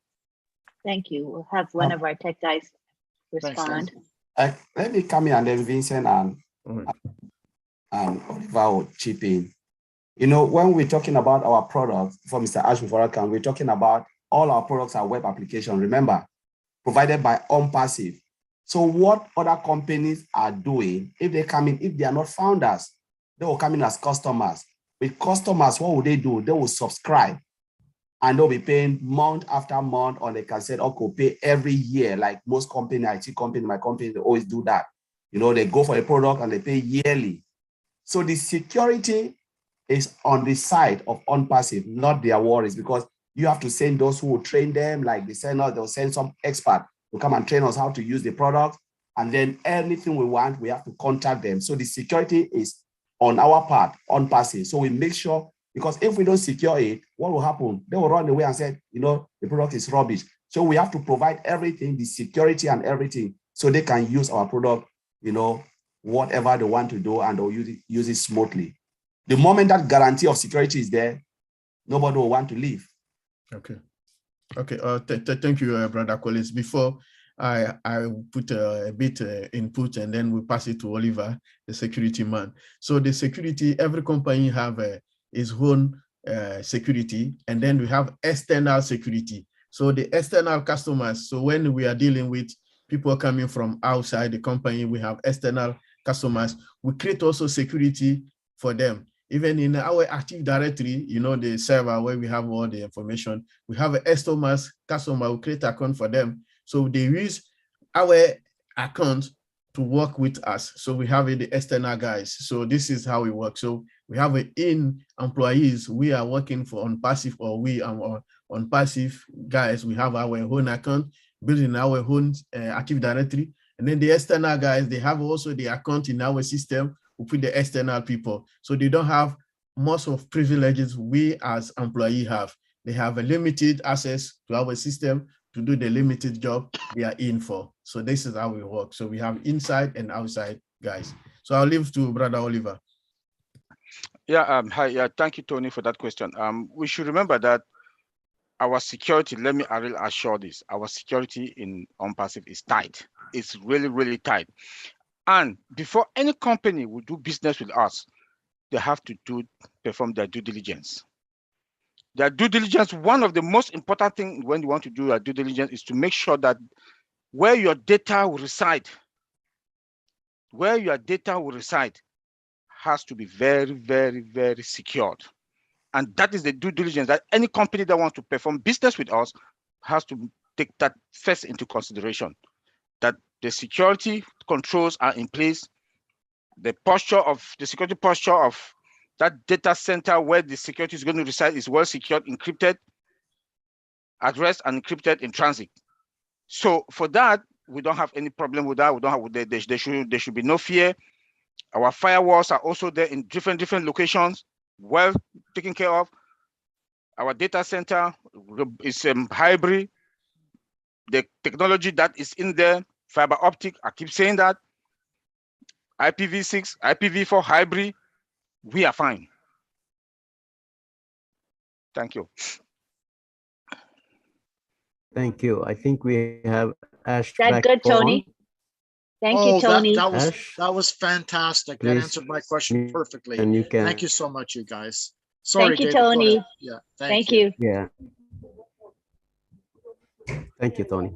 Yeah, I'm sorry, the internet just got dropped and I'm back. So I hope we didn't lose the track of our thoughts. Anyway, I was trying to say that I often see companies, even they have some potential for success, but then sadly, the preparations happens too late after that viral effect takes place.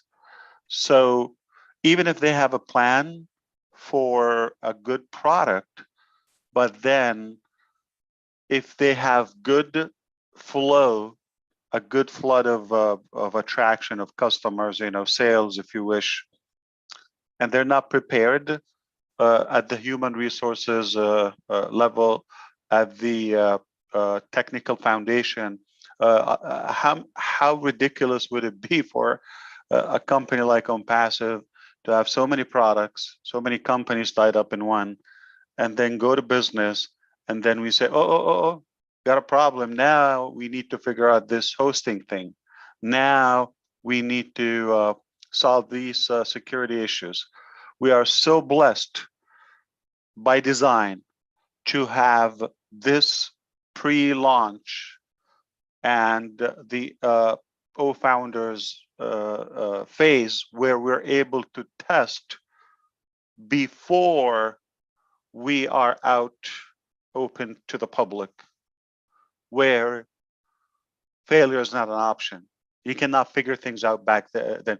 So it is really a good thing, by the way, when we go through some small incidents here and there, some you know about them, some you probably would never know about them, all mechanical things, just a headache, you don't need that. Beautiful that we go through that now, not when the clock is ticking, when we're holding somebody's commission or somebody's business or products or communication, or they have complete reliance or dependency on our business or our product. So it is really almost zero risk at the moment, because no harm. Even if we make mistakes, it's really helpful to go through the mistake. There's not a problem that we will be solid or completely secured from that unless we go through it. Failing forward. You've got to go through it. If you don't make mistakes and it sounds perfect, you haven't gotten to your capacity. Things will break. The only good thing now that you want them to break before things are sensitive or you have lives depending on it. Right now, it's like a honeymoon. And that's why you see me very relaxed at no matter how much, resistance we get for the timing or the rush or all that. We all understand the company's best interest is to open and thrive and build and make the billions and all of that. But it will be embarrassing for us to go for a short term and all the dreams and all the things that we have on at stake right now. We don't want to compromise that. So even if we compromise a little bit more in terms of patience and going through the debugging right now and fine tuning and make sure we're fully equipped, and we have gone through those glitches prior to opening for business. That's how you do a long-term business. Okay, so we're blessed that we're going through that now. There's no pressure. There's no life dependency on it. There's no businesses depending on it. So simply founders step by step. So here's what we gather so far. I've talked about businesses fail because they might have a good product, but not a good business or marketing or I would say branding, sustainability campaign or plan. Okay, they would then be in a bad position trying to figure that while they already have the product, and then they have some overhead costs or some staff or any budget, then they get stuck. And that's sadly how we often lose good businesses, just because they didn't think it through, they didn't prepare through. Okay, they just they didn't foresee what if this succeeds, or they just gave it a shot. So that is really what we are blessed to avoid in OnPassive. We got the proper plan for expansion, marketing, budget, staffing, all of that prior to going, and then we will see. In fact, one of my strategies and philosophies in building business, while speaking with the different departments, as you know now, I tell them over and over and over, I want to be always overstaffed. You're going to put that extra money, okay, and you're going to have people who are probably just showing up and getting paid. It doesn't bother me. What bothers me more, and it will be devastating for all of us, that we have a big demand and you don't have enough hands to take care of the business. That will cost more. The damage, the reputation, the business damage. It's not always about the money. Okay. What if, let's say a company is depending on our O staff or O Connect or a government or a school.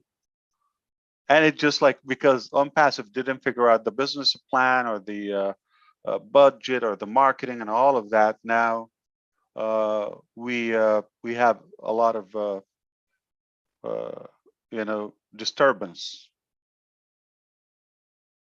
We don't want to go that way. Okay, so I feel very good that we have the value. We know the potential of it.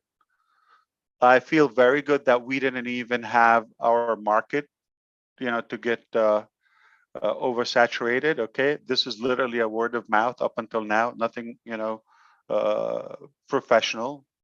Okay, all just personal invitation so far, and now we're lining up all those pipes and spigots for marketing, not relying on one method. I also learned the lesson from many companies that they have just one source of marketing. It could be affiliate marketing. That's one way. Okay, so they completely rely on their affiliates. So if that's get oversaturated, or people are confused or they don't know, then that becomes problematic. You want to work as nobody's building, nobody's selling, nobody's marketing. So the company will have its own marketing for the different products. The company already, the brilliance about OnPassive is a big pillar in CATMO is the T, that targeted traffic. It's a part of our package. We're entitled, and it's an obligation, as users, to get guaranteed visitors and traffic. Also, the company is obligated to deliver traffic. So that is a source of traffic, what we have to deliver from the budget, okay? The company will not just completely depend on the reseller or affiliate program. We want to sell all the technologies, all the products in every possible way, okay? So we don't have a dependency on just one method. I've seen companies, they go over, they're either, on SEO or social media, or like not all of them, or email marketing, or safe lists, they do that, or traffic exchange. They just focus on one method, video marketing, or mainstream. It's rare that you see a company that is everywhere, okay? Even take a big company like McDonald's, all right?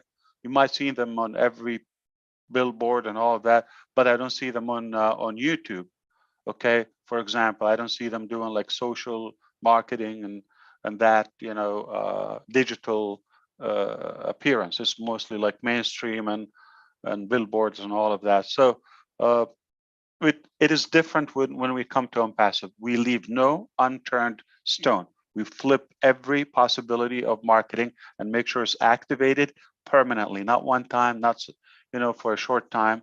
So that is permanent. What we have to deliver, the paid advertisement, the paid marketing, okay, that Vincent, okay, need to get this number of visitors per month, no doubt. And we deliver that over the month, okay?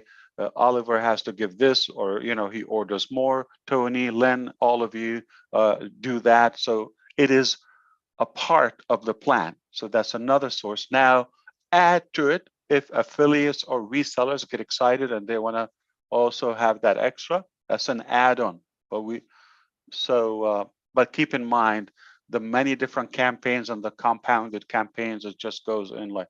So we have no fear or concern that the company is not going to have enough server power, to handle the growth of our customer base or a particular product. We went too fast on something called data centers very quickly, and multiple regional, liquid cloud hosting. It's rare. It's rare you see that company invest, So I do know if you're inside of our business circle and you see all that, some would see we're overspending, okay? It might sound like that. But I always take that as a better symptom than having, you're underprepared or didn't spend enough or didn't do the due diligence like Vincent was talking. So you've got to do that. Be proactive, be prepared. And when things happen, just like what happened today, we're relaxed, we're having fun with it. Remember that F word, that the F bomb that Susie McCrae mentioned today or yesterday, practically now. So the fun that is now, we enjoy it. It's just like a good ritual to get with the family around the clock. And it's just about to get better, more fun, and no harm. Nobody had to pay, daily $97 or like, or monthly, or just relax. Okay, enjoy it, gain the knowledge, gain the experience, be prepared, and have that confidence and dominance when you go to the market. Everything has been checked. We've done the due diligence, the preparation in terms of marketing, in terms of budget, personnel, or the human resources. Everything has been figured out. The mechanical debugs or the security and all of that, all the glitches. We went through that. I'm saying the time we opened. So now we went through a good portion of them. And when we go, it's just like a done deal. It's like kissing marshmallows. It's so easy. It's so fun. It's just go with the flow. And nothing is more boldly, successful as bold. Okay, when you go to business at this magnitude, with such a confidence, with such preparation, and you know exactly what's going to happen, and you have checked those boxes, and nothing is threatening. Even if something like we didn't go through will occur, but it's going to be minor. The bigger picture is already in place. Everything is intact. So I'm really proud of where we are. Viral marketing is just about to take effect. When those people, have you seen in the last 4 weeks how many people have taken selfie with OnPassive in the background? How many people are driving? 500,000, the number, by those giant billboards. Okay, 500,000 people mostly are professional. They're either going to a job or coming back from a job, or small business owners. They could use our products, or those who are looking for a job. They don't mind having that extra stream of income from home in the midst of the desert in UAE, and they don't have to commute. Just be under chilled AC and ice cream and enjoy the ride. Like what a good offer. So if we push like a career opportunity or income opportunity, it has its audience. Okay, and everybody there is connected to somewhere. There are 9 people who work in the UAE, which is a small country, that everybody has something called back home. Okay, and the business, like OnPassive, for example, we pay an annual, it's by law, we have to pay them 1 travel ticket to the staff person, to the employee, and to their family. So some are where? In Egypt. They have to go back home every year. Okay, we either give them an allowance for a big number, okay, the number of tickets for the family. We have in the Philippines, we have in the United Kingdom, we have in South Africa, we have, all Middle Eastern places. We have India, of course, okay, Bangladesh, and say with me, yeah, all over the place, Malaysia, this, that, okay. So all those people will return home. What does it mean? That is, everybody's connected to somewhere, another culture, another region, and those selfies are being shared on daily basis. And now you're going to share them back to your sister. Your sister is going to show it to her kids, and it's going to circulate. And not only that, it will start building up that conviction. I've seen that name. I've seen that brand. I've seen that logo. And, I've been on that website. I go to the mall, I see it. I go shopping, I see it. I go to my work on the billboards on the main streets, I see it. I go for dinner downtown, you cannot miss it. I'm taking a cruise in Dubai Canal, okay, evening time, having that musical party or dinner tour they take in the evening, and you're like in the water where it's dark, and you look in that bright place, Dubai, and you see that tall building, and you see that big logo from distance. You live there for a month or stayed there, you're not going to miss it. You're not going to miss it. If you're landing, flying, taking off, you're going to see it.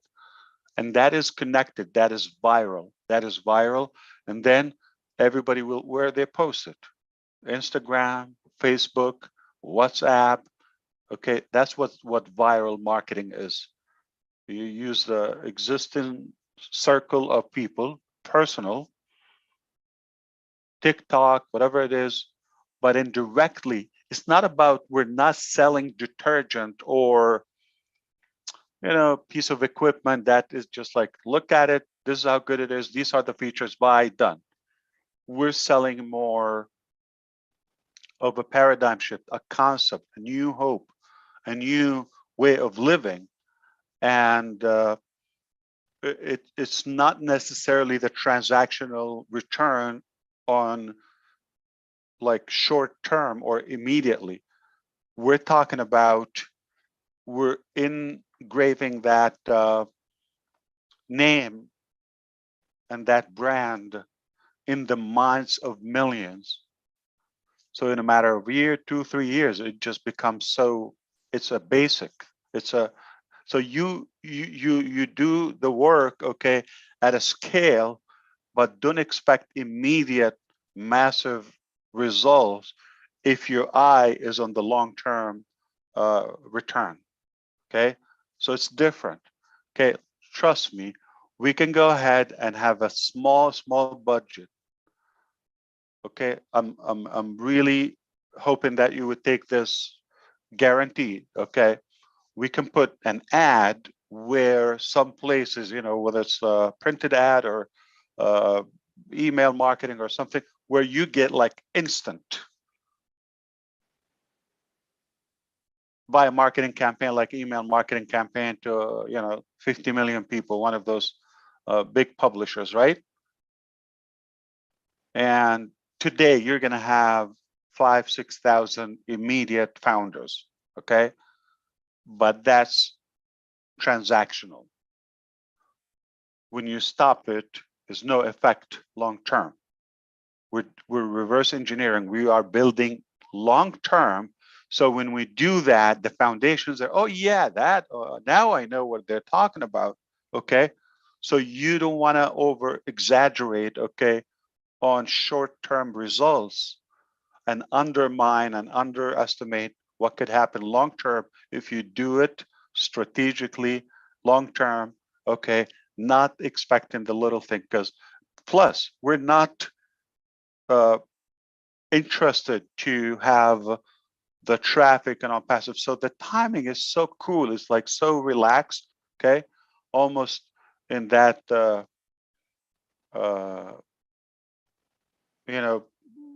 what do you call that swing on the island between two palm trees? Hammock.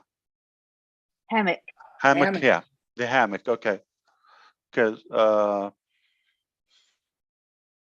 think they call it hamaca in Spanish. Okay, it was okay. Language confusion. So the hammock. Okay, for example, you sit there, you relax, and you know what's coming. There's no more powerful feeling than that. Okay, you're so chilled, you're so relaxed, because I'm not hungry to sell now to get that immediate revenue. I'm building now, perfect timing. So when you open for sales, or the broader or the larger amount of products, you have marketed already. You have prepared the market for it. But now you're basically walking them through what they can do, how they can get it. We're not crying or banging on doors. Now, please become a founder. We're not interested to get a large number of founders and then have fewer.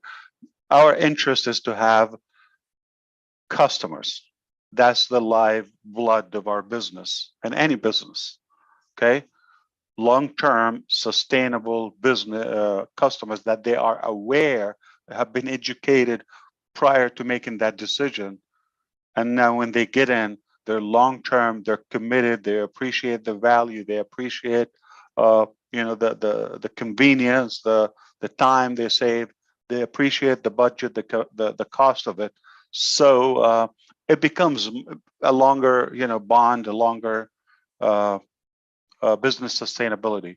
So that's what we want to focus on. Okay, think long-term and think, what if we will be the biggest business on the planet? And think, what if my name is not Patricia or Lynn or Vincent? If my name is Ash Mufare, I'm responsible for the next 2 billion people. What if that happened? They're going to come to my business and I must be prepared. Okay. And this business is not a small business. How can I make sure there's no downtime? Okay. 100% uptime. How can I make sure my security is at its best? How can I make sure the customer care, customer success is complete? Different languages. How can I make sure that I continue marketing? How can I make sure the payments, the financial flow is flawless? That's a big deal. You cannot rely on generic gateway that you are literally bigger than them or your potential is much bigger than them. You cannot rely on a small host, okay, or a small, like become an affiliate with a domain registration company. You see, those are the loopholes. That's when things get wobbly. It's like not connected organically together. You got so many moving parts, so many pieces, and each one is depending on another company, third-party solution, this, that, okay? So now you understand why we're confident the way we're playing this from every direction, okay? We're good at what we do. We're confident.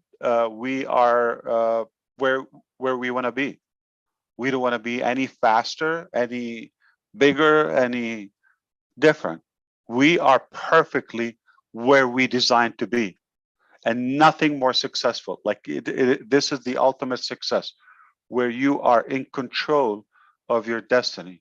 You're not, having to do cross fingers every day. Let's see what the market or how which wind is going to swing us today. Okay, no, we're completely stable and in control of our destination and our destiny. That's a beautiful thing.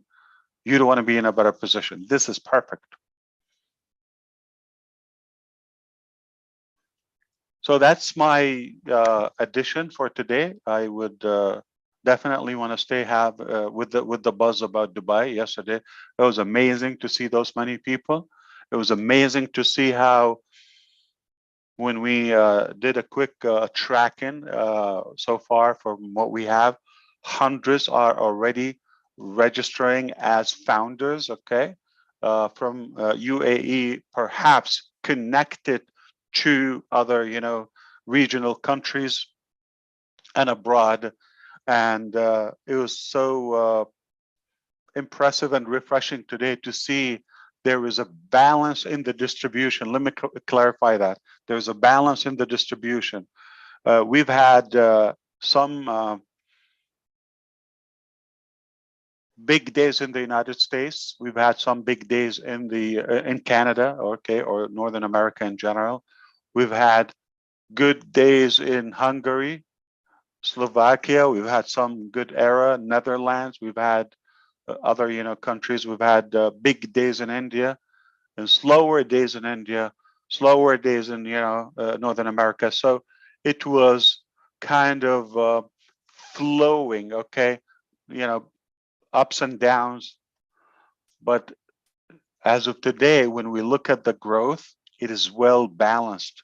The distribution, you see Gabon, okay, you see the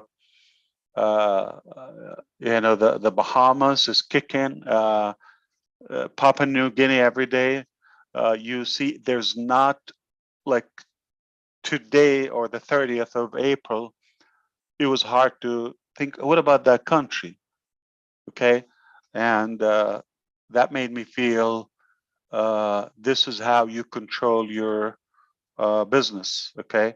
In fact, I had that open. I had a report just before coming here, and Bangladesh, Germany, those, I took notes of Canada, Senegal, Nigeria, Angola, Italy, amazing. Okay. France in one day, United States, of course, Oman. Okay. Obviously that is from Dubai. Okay. Sweden, Cameroon. I mean, I can go on and Ivory Coast. Okay. So many places today, like you see a balance. It's almost like literally a rotator is going around the globe. And I think that is a good symptom, a good sign of a stable business.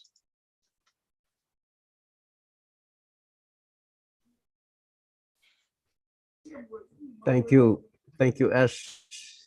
Thank you, David. We And really where is Nancy? appreciate for I you. just want to tell her, where's Nancy? She's somewhere in the crowd. She hasn't come on. She's probably in the attendee. We tried bringing her on, but I think she's probably attending an occasion. I'm not sure. She's in church probably, but she's listening in. I want her to run for any presidency, anywhere, any country. We will make sure she's the president. Just for your Is she a information, leader Ash, or what? I am. Tell me, David, go ahead. Yeah, I am actually contesting the national general elections in Papua New Guinea in our local seat, just for your information. So what exactly the position that you advised Marty? There's a lag, David. I'm contesting for a seat in the north. I'm contesting in the national parliament seat as a parliament. Yeah, oh, that's a done deal. Of course, yeah. All right, we just get everybody on passive to vote. But do they have to be within your region to vote for you, or nationwide? Yes. Okay. Yes, in the region. It's a local seat.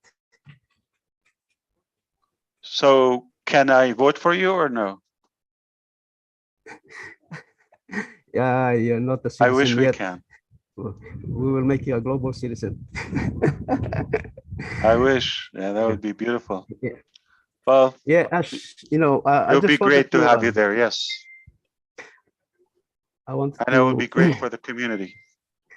Yeah, thank you. It's inspiring. So we have to be in the parliament to be able to push some of the legislations and the policies. So we have seen a lot of things that is not done right in the country. So this is our opportunity to get in. From the people I know in Papua New Guinea, I know David Bakau is one of the people who would serve, who would care, who would really take their responsibility. And I know it's in the best of their interest to elect you, to vote for you.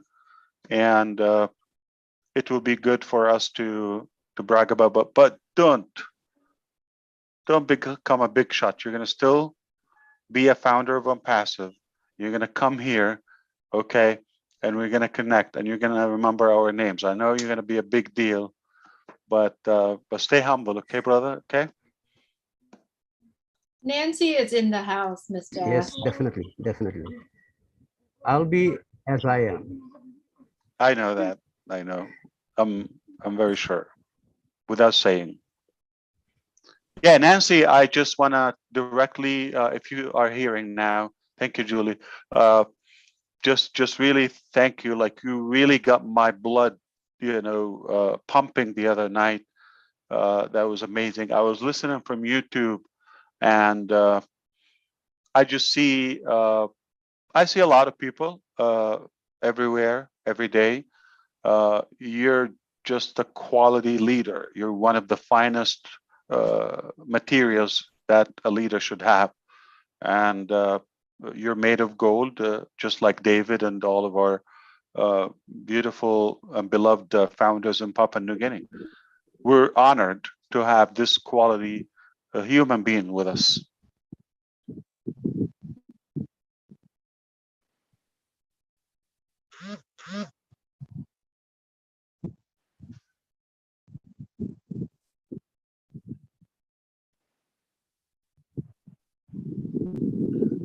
Marcian as well, I heard you. You got me going the other night. Thank you so much, Mr. Ash. Hi, Nancy. Good afternoon from. Thank you.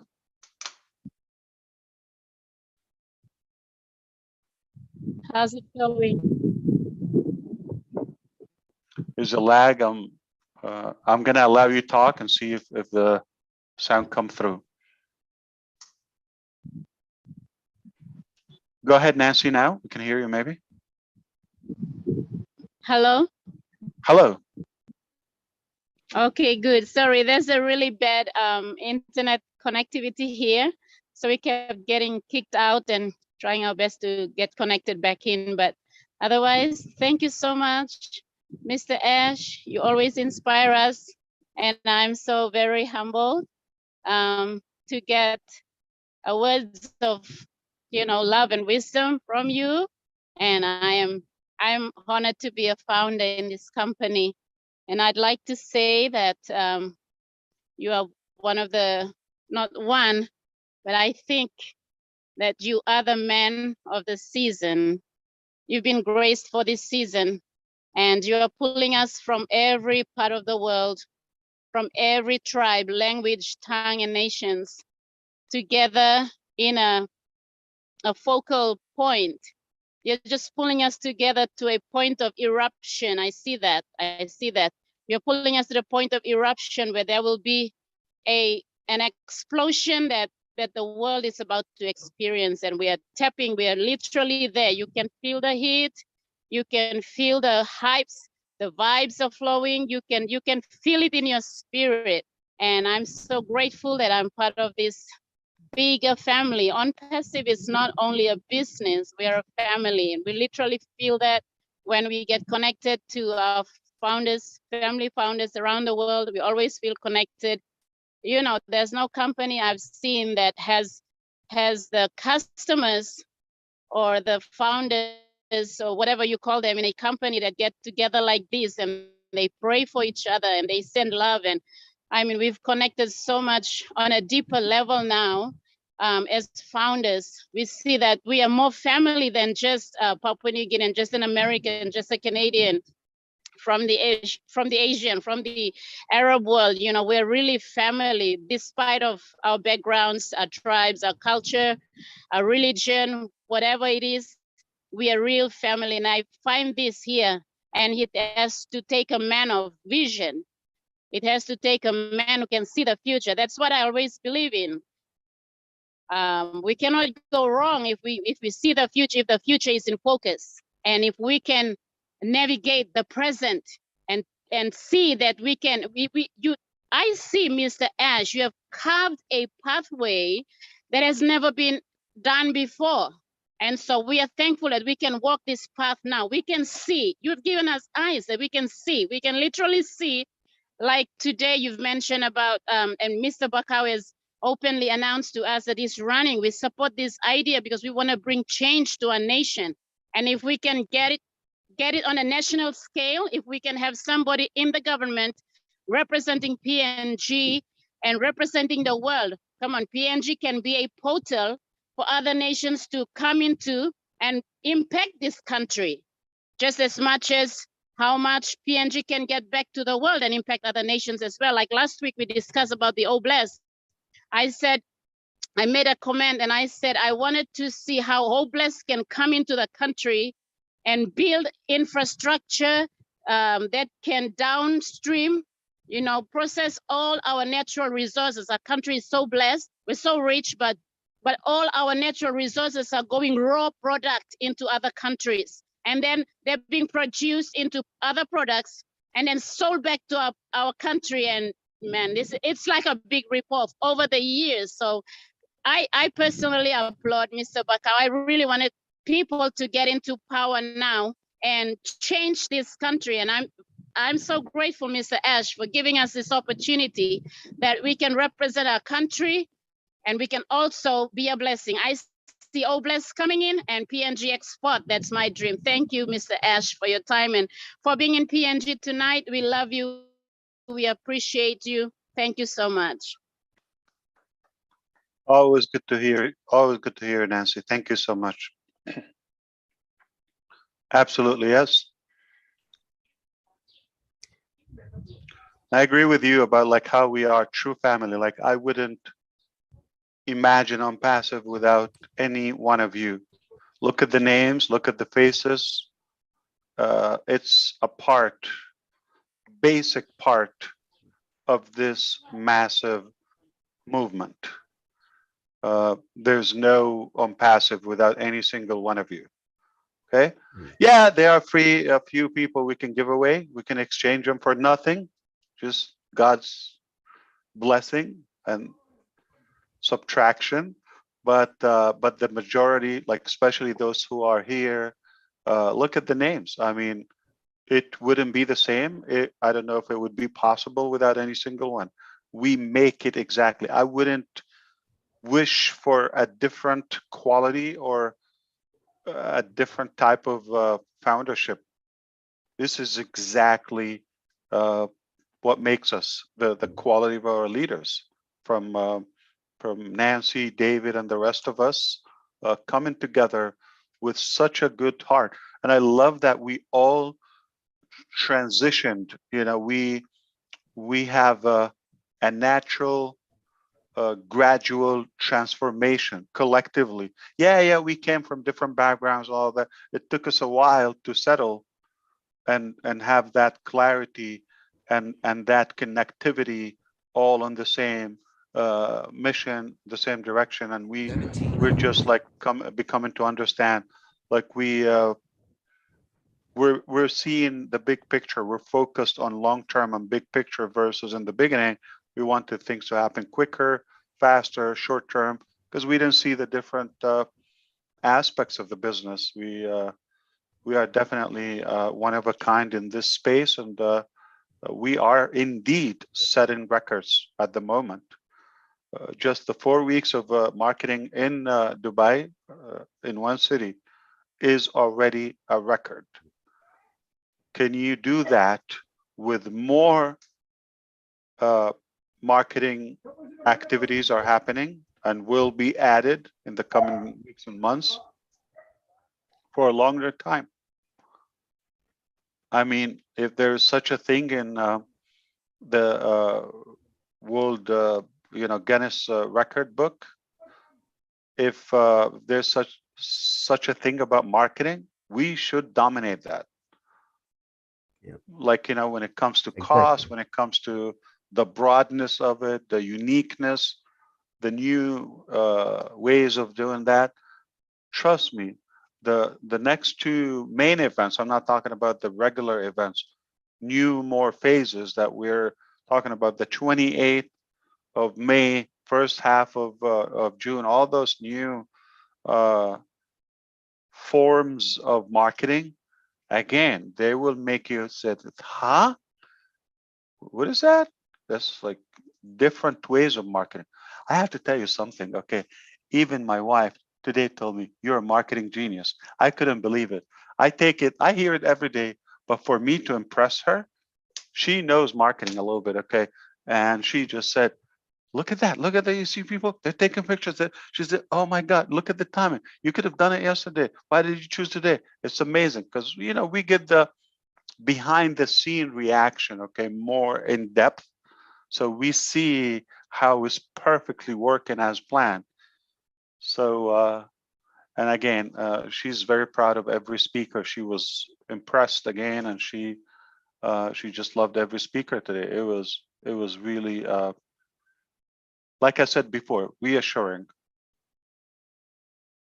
When you see the quality of our leaders, is nothing we should worry about, nothing, because everything falls and rises upon the leaders and leadership, everything. All right. That's why Papua New Guinea will be better with people in control, in charge, like David or Nancy.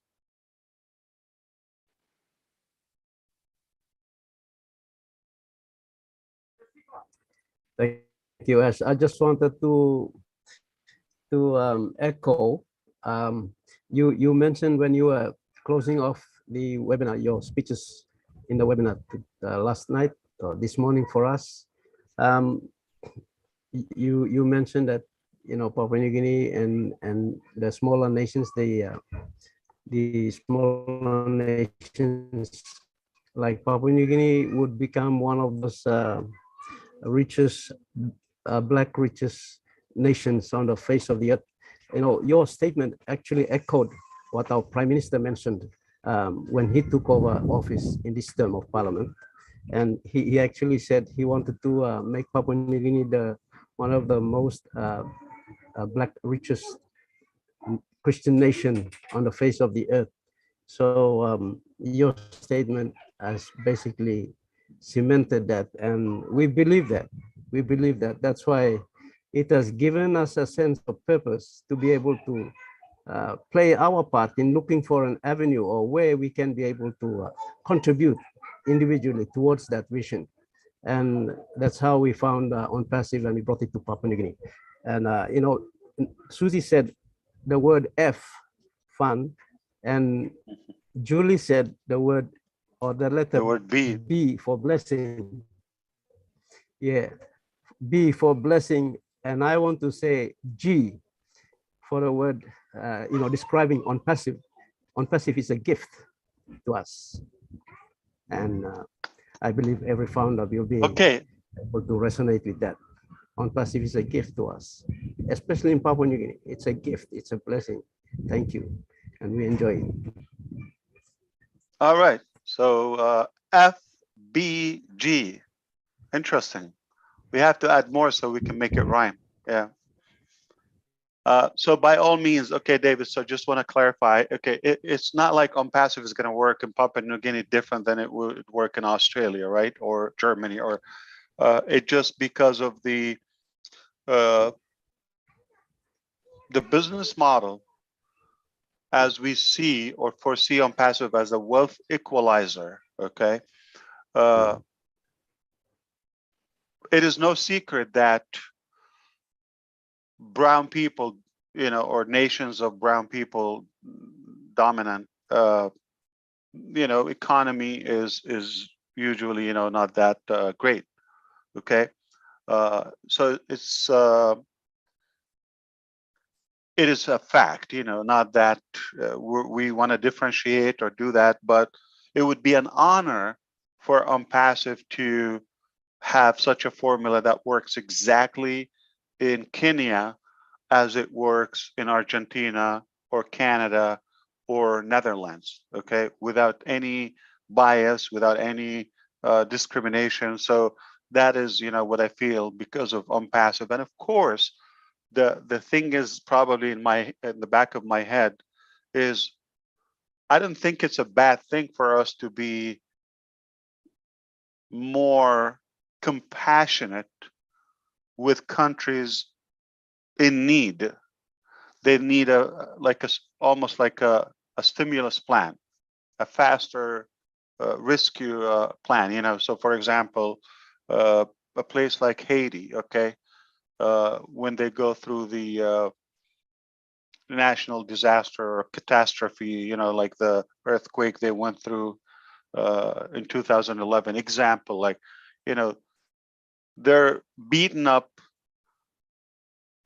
already by default. You add that to it, now the country is apart, okay? It's just devastating.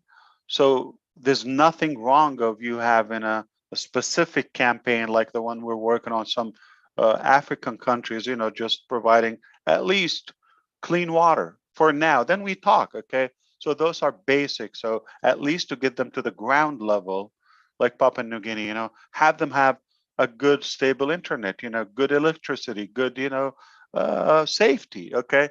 So if we get it to the normal level, then it's fair to say, then it's like everybody at the same level, and now we can build higher. So there's nothing wrong of having that compassion for some countries or small islands that are in need, okay? They're devastated, really.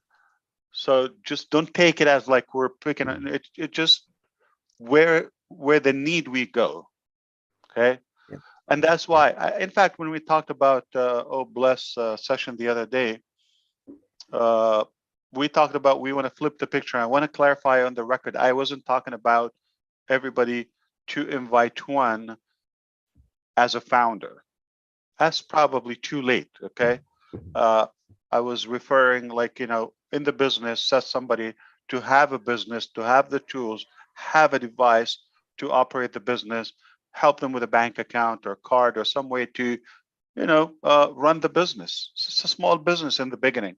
If you give them to that point where you give them the key, okay, technically it's a password, it's not like a physical key, and you equip them, they can take control of their business and navigate. You saved a whole family or one individual.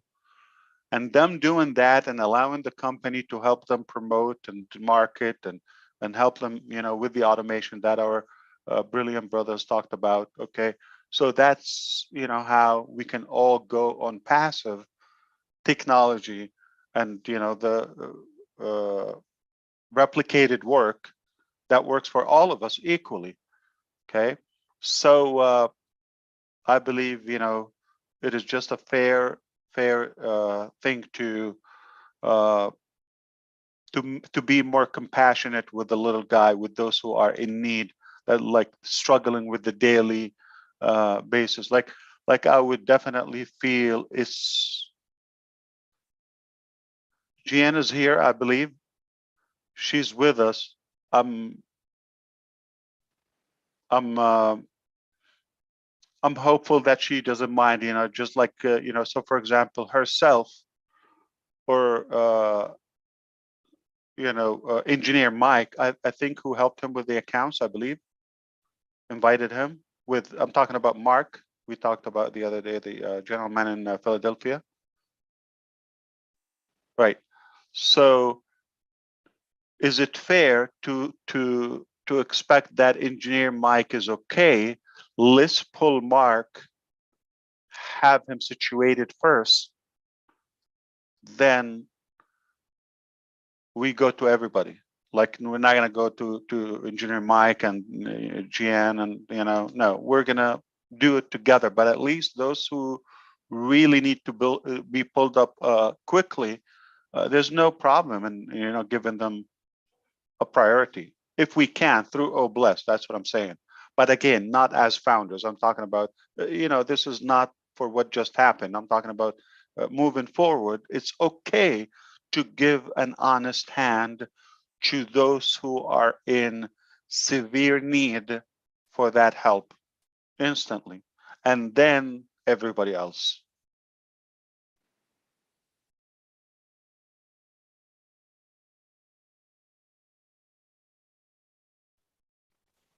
So that's why I mentioned, if we grow to 100 million or 10 million, whatever number is, and everybody get one, and then repeat this again, in some time, we would rescue those probably 1 billion people who are either below the poverty line globally, or suffer starvation, or unhealthy nutrition in water, or lack of education or safety, and all those just basic living needs. So if we flip the picture and look out for the little guy first, I don't think it's a problem.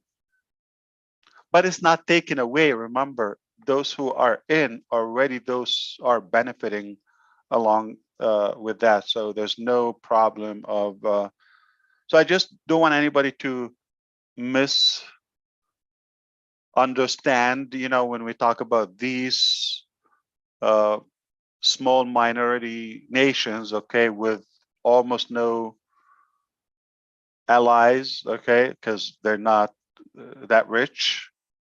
They're left alone. It is a good thing for us to look up for them as a priority, in my eyes.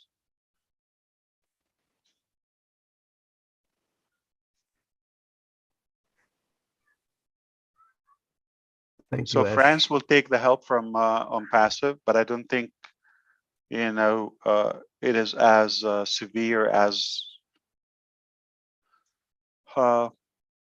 Cameroon or Papua New Guinea or Nigeria. Just to get the water, to get the electricity, get the power, get the basics. They have those, okay? But eventually everybody is deserving to benefit from that movement and on passive.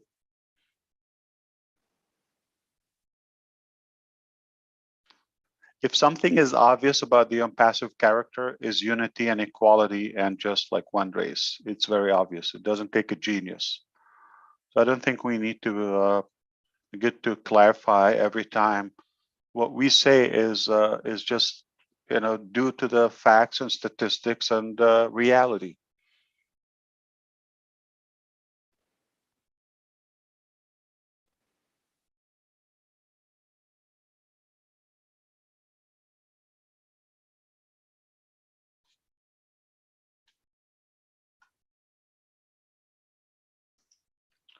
And what's amazing, David, people are not going away. So I hope you you have something to tell them, because I don't see them going away. They're coming.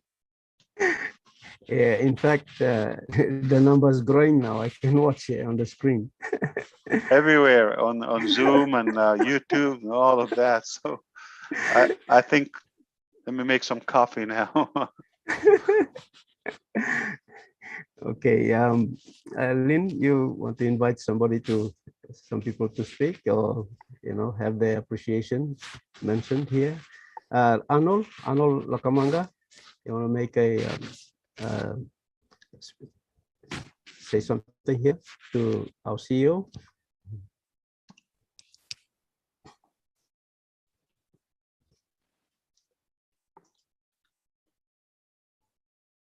Speak now. Thank you. Thank you, David. And thank you, Ash, for gracing us this afternoon with your presence here. I would like to echo what Nancy and David has actually stated when they mentioned about how PNG can progress with ONPASI. We all know that the oblast of ONPASI is a gift to us, and each one of us would become like a government to our people in the rural places. Right now, we kind of don't see the presence of the government in the rural areas, and PNG founders are almost everywhere in the country, and each one of us would be mini governments to our people.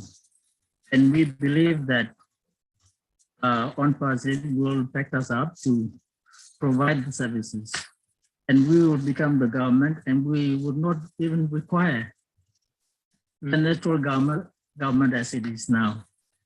I think that is where we are heading to in Papua New Guinea.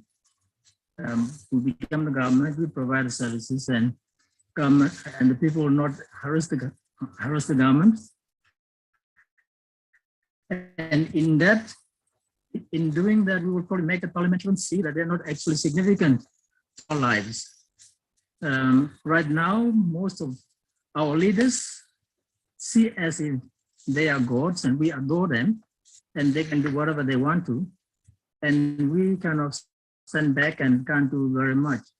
But when we are, free, we can do whatever we want and we don't need the services and we don't give them that honor that they deserve. Sorry, I sound more like a politician, but I'm not, but it's a frustration that I have. I'm maybe coming out and saying it. But in a general sense, I believe that we will be governments. The ONPASI members in Papua New Guinea will be governments, and we will help our people. But thank you for coming in and sharing your thoughts with us, your wisdom. Every time we listen to you, we learn something new, and it changes us. In fact, most of us have greatly changed in our attitude. Most of us, when we first joined ONPASI, we joined for the money, but that has actually disappeared from ourselves. We now think of Oblast as the objective more than the money that we thought we are coming into. So, Money's still there, right, Arnold? It's not like we eliminated that. It is there, but it's not the only priority. There are more values that we are enabling in people that have been forgotten for a while. and we're just making it, you know, the way it should be. Like we could do business and profit, ethical, clean money, right? But with providing a real value, not just a money game. So don't forget that with practicing a set of you know, work ethics, okay? Not just having that supremacy in a way.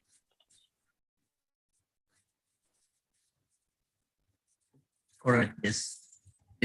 Thank you. We understand that. But anyway, that is all I can say. Thank you, David, for giving me this opportunity. Thank you. Absolutely. Thank you, Arnold. Thank you for that. I think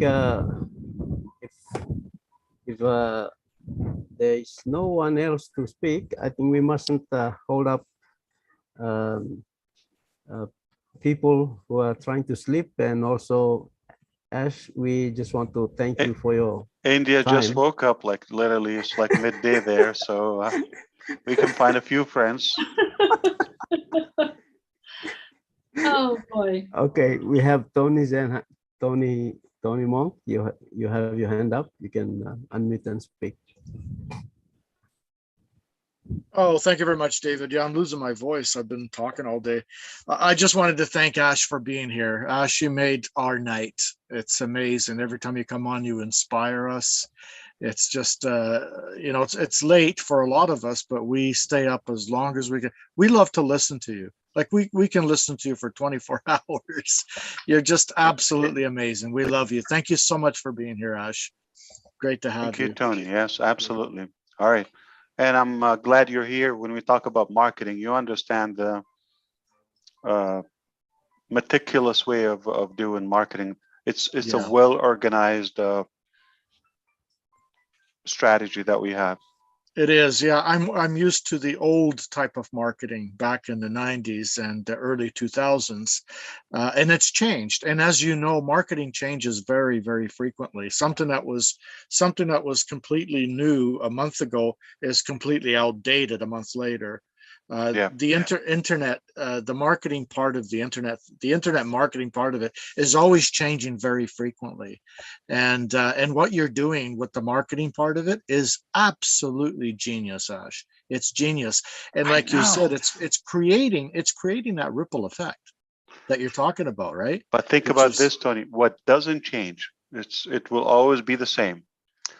The different equations of marketing. Number one is you want to connect a few parts, okay, of the process. Talking about the company, the marketing, okay, the market itself, the product, got to have a good understanding of the nature of the product, the targeted customer, the consumer of the product, okay, the timing, all of that. So there are some of static specific variables. The rules are the same, they don't change. The methods may change, okay? If you have a good understanding of the customer needs, and if you have a good understanding of the value or the effect of your products in the consumer's life or business, and you do have a good observation, a good understanding to the market in general, and what's available and where we're headed, you have to have that, you know,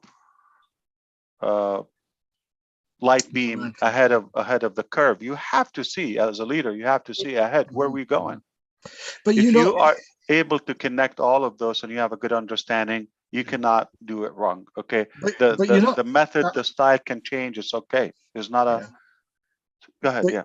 But you know, Ash, what intrigues me more than anything, I thought to myself, okay, when we go into hard launch, we're going to be branded as individuals. And I thought to myself, well, how's that going to happen? And I was thinking about it today, and I thought, you know what, it's already happening. It's already happening. Us being on these platforms, people are going to recognize who we are. We are being branded along with the company, along with OnPassive, which is when we absolutely go talk to phenomenal. countries, when we go talk to new companies and countries, okay, again, not just in Dubai, not in India, okay, and other places, those and others. Now we are recognized as a global large company.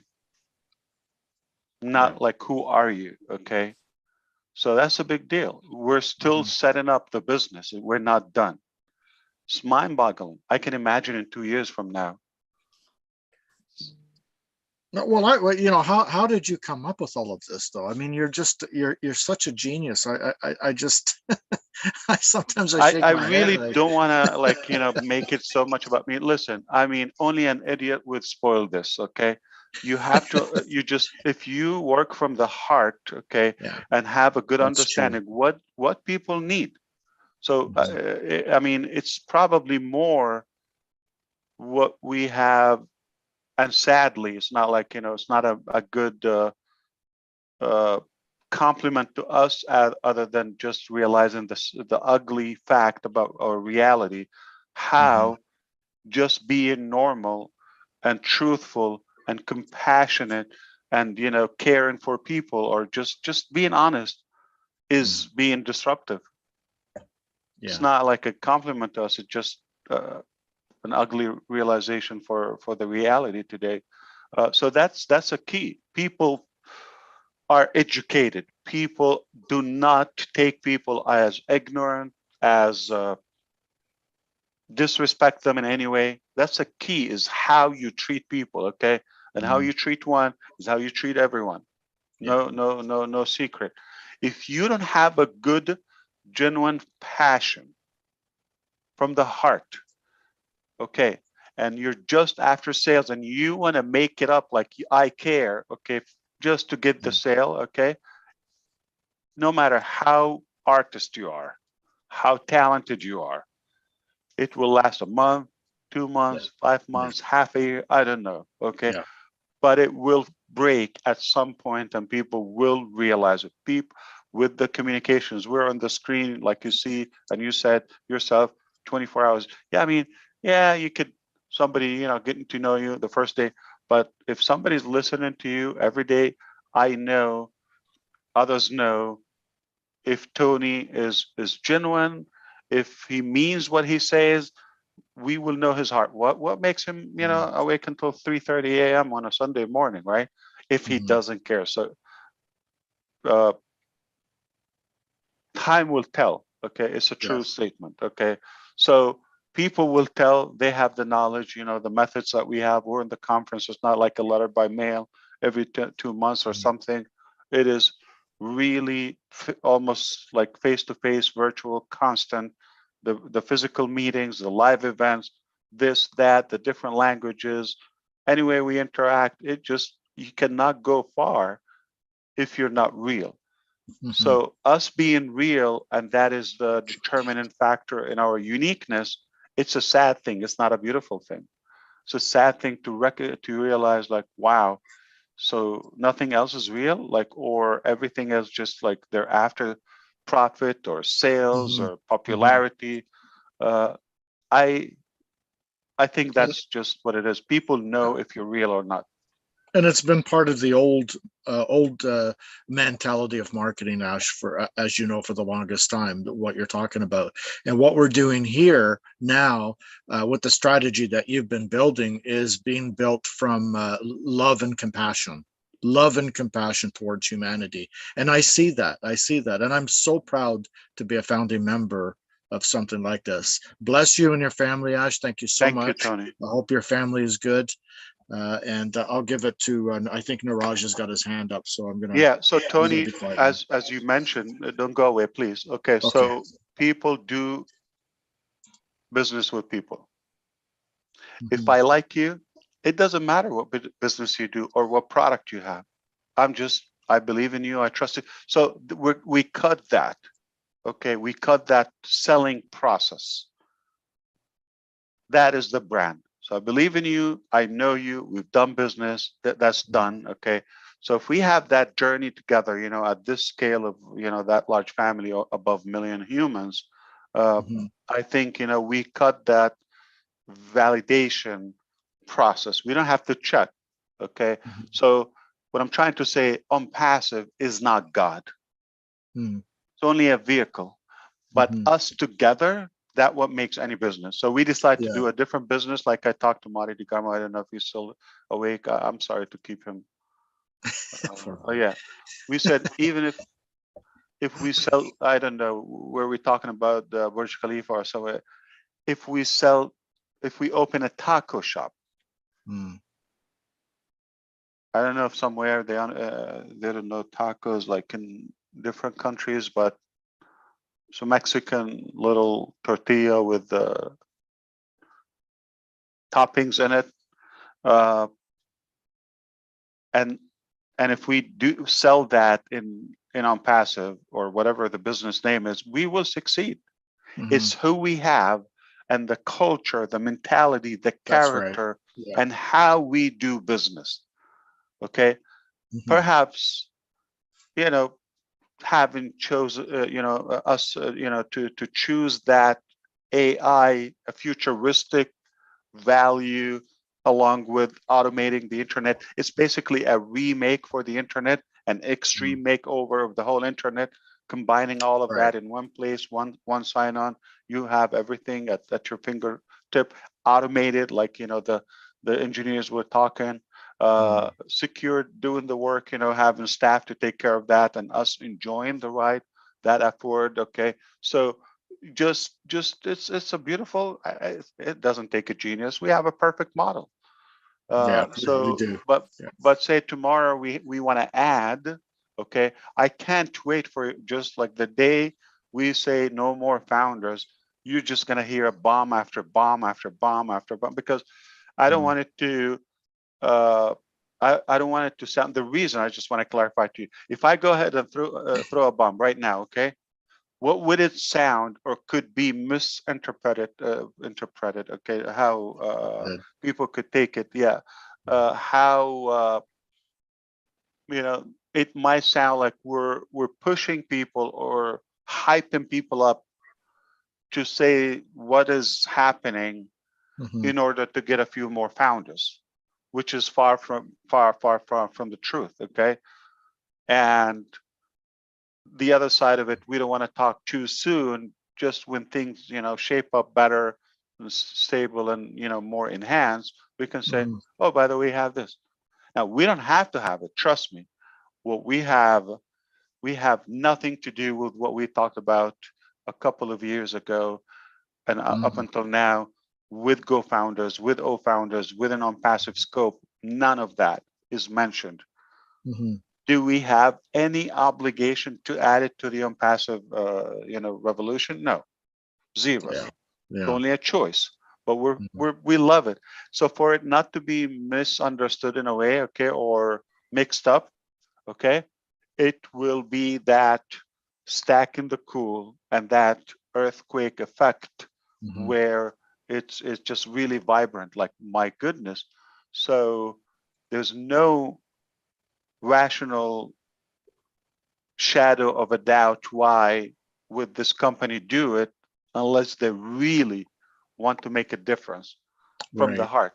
Okay, you will see. I mean, the first announcement is going to tell you, wow, he doesn't have to have this in on passive.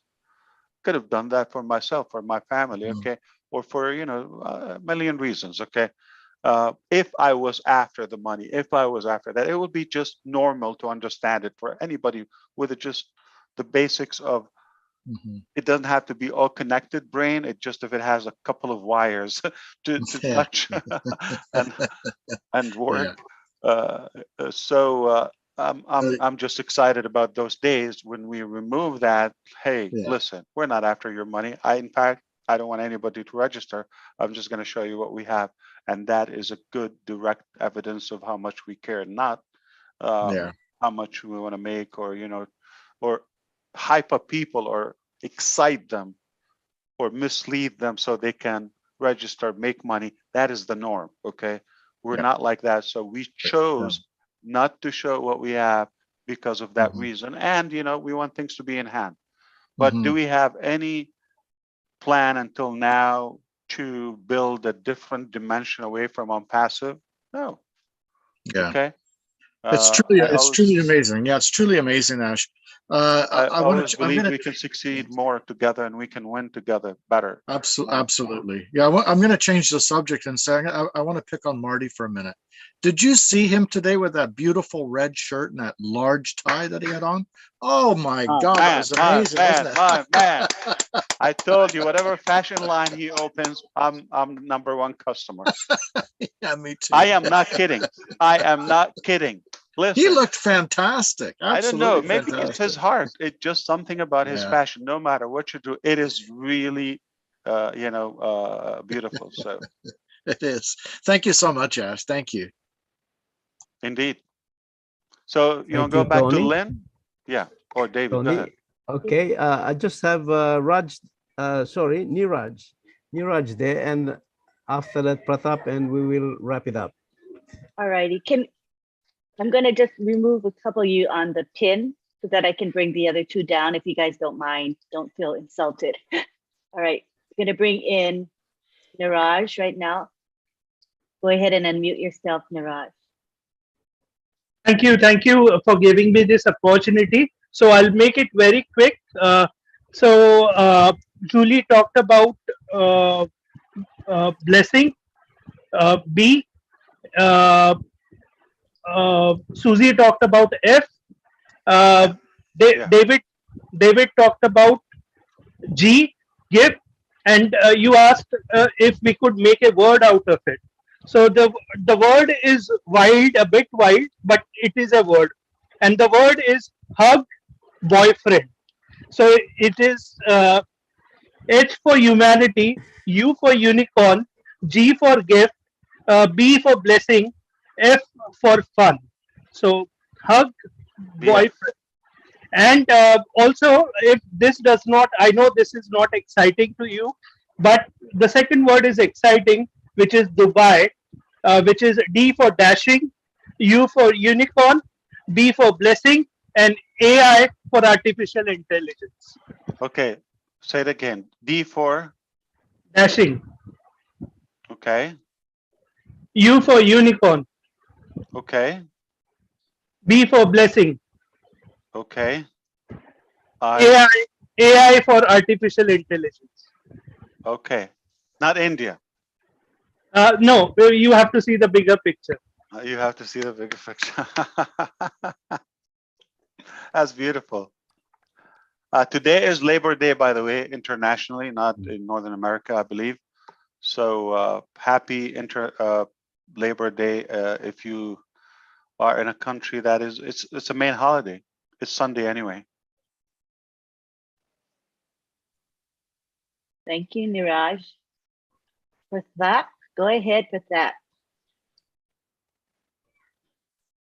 Hello, good evening, sir. This is Pratap from India.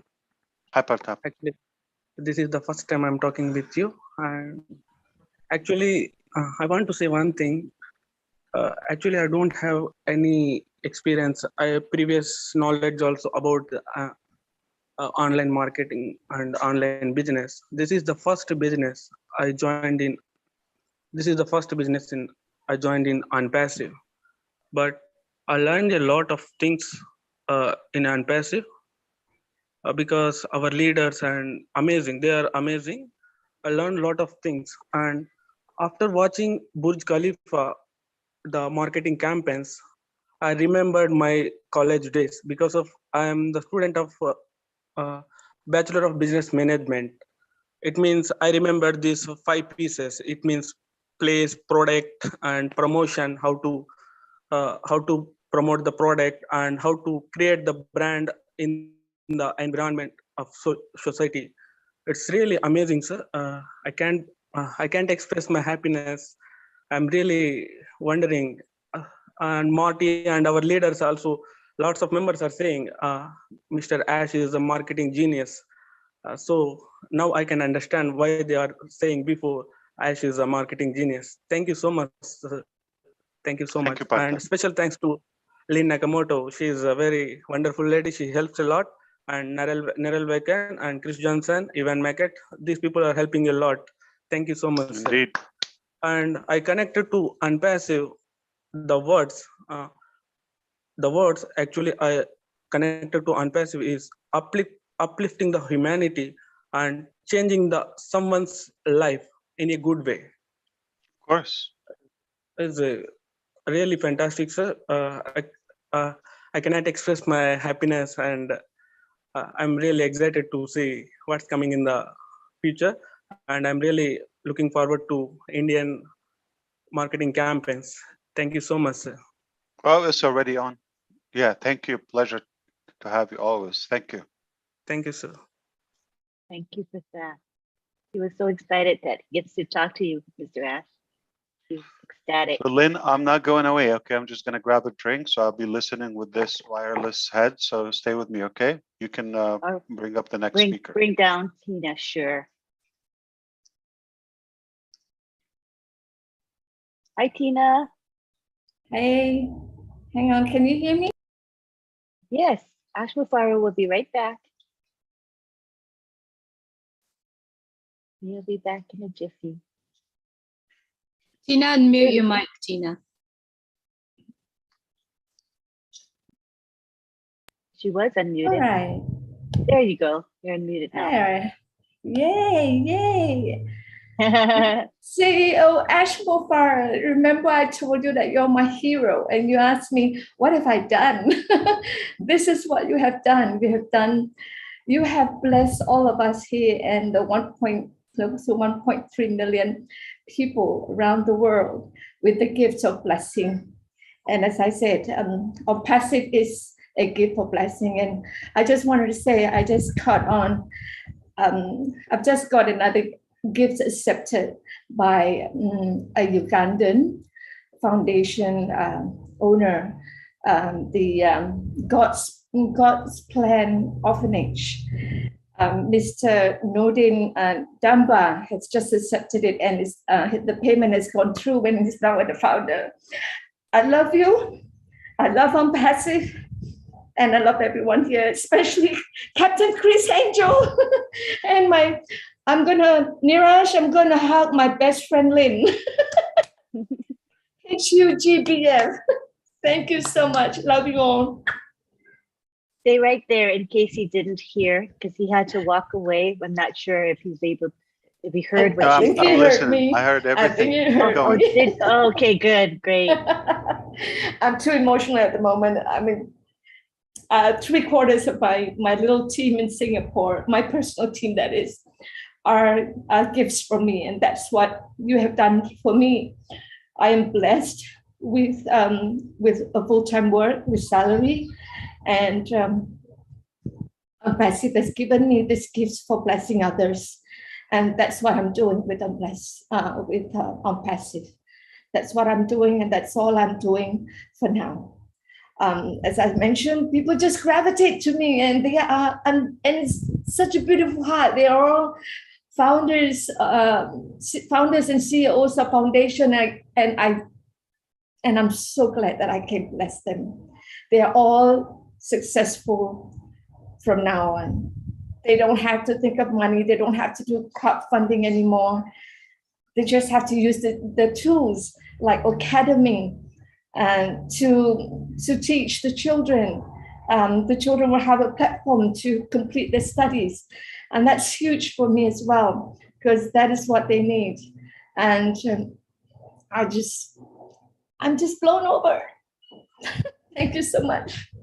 Thank you, Ash. Eid Mubarak to all of our Muslim founders here.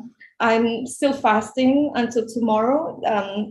Where we are, it will be on Tuesday, the 3rd of May. So I'm blessed in this Ramadan. I'm so blessed. Thank you so much, Ash. Oh, you mean Monday? You. Monday is Eid. Tuesday on the 3rd of May is our Eid. Wow. Yes. Yeah. So I've still got Monday. Is our last fasting day. Alhamdulillah, Alhamdulillah, Alhamdulillah. Great. That's all I can say. Happy Eid and a blessing for you and the family. Thank all right, you. we're getting started here, and people are gathering around this beautiful topic on passive. I'm sorry, Chris. Do you have coffee in Michigan? Yeah, I've been drinking coffee all day. No, you go right ahead, Ash. I'm talking. Marty's yelling at me, so. No, you should go to bed. Yeah, just but if any speaker was in queue, we will do that. I really appreciate their time and hanging around, but we don't want to hold them for too long. I have some liquid to take care of. But we I do think- appreciate you, Mr. Ash, for being here, for literally blowing up our mind with your genius and your brilliant marketing. Julie, you could help me. Okay, this is a Californian thing. So what do? This is guava kombucha Uh-huh. or pineapple. I'm gonna try to go for less caffeine. I go for kombucha all the Okay, time. pineapple. The guava. This I is a love the harmless. guava. I think this is from Thailand. This is organic coconut water. Oh, that beats kombucha. Okay. So coconut water is very good for you now. So Yes. it does your body good. My This one kombucha's is about to good. fall asleep. Yeah, I just want to stay away from caffeine at the moment. So I think I coconut. have natural caffeine. We will you bottle some coconut for you from PNG. Oh my goodness, that would be amazing. Yeah. No bottle, just from the coconut itself. Yes. Yes. Yes. That's how we do it. You Truly also grow amazing. pineapple in Papua New Guinea? Oh yes, we grow everything here. Avocado, Ash, pineapple, and everything. We have the highlands, which is passion the fruit too, colder right? passion fruit. Yes, we grow grapes and we grow apples in the Jackfruit. highlands. Those are the Jackfruit, exotic yes. things. Amazing, yeah. Yes, we grow them here. Chris, have you tried jackfruit? Yes, I have. It's crazy Jackfruit good. is nice. It's Crazy very good. Very good. I had one last week, like the whole Did entire. fresh?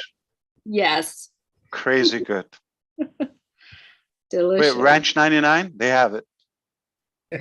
You have that in No, actually, there's a store here called Super King, and it's literally like it goes for like 39 cents a pound or 69 cents a that's pound. not bad. Wow.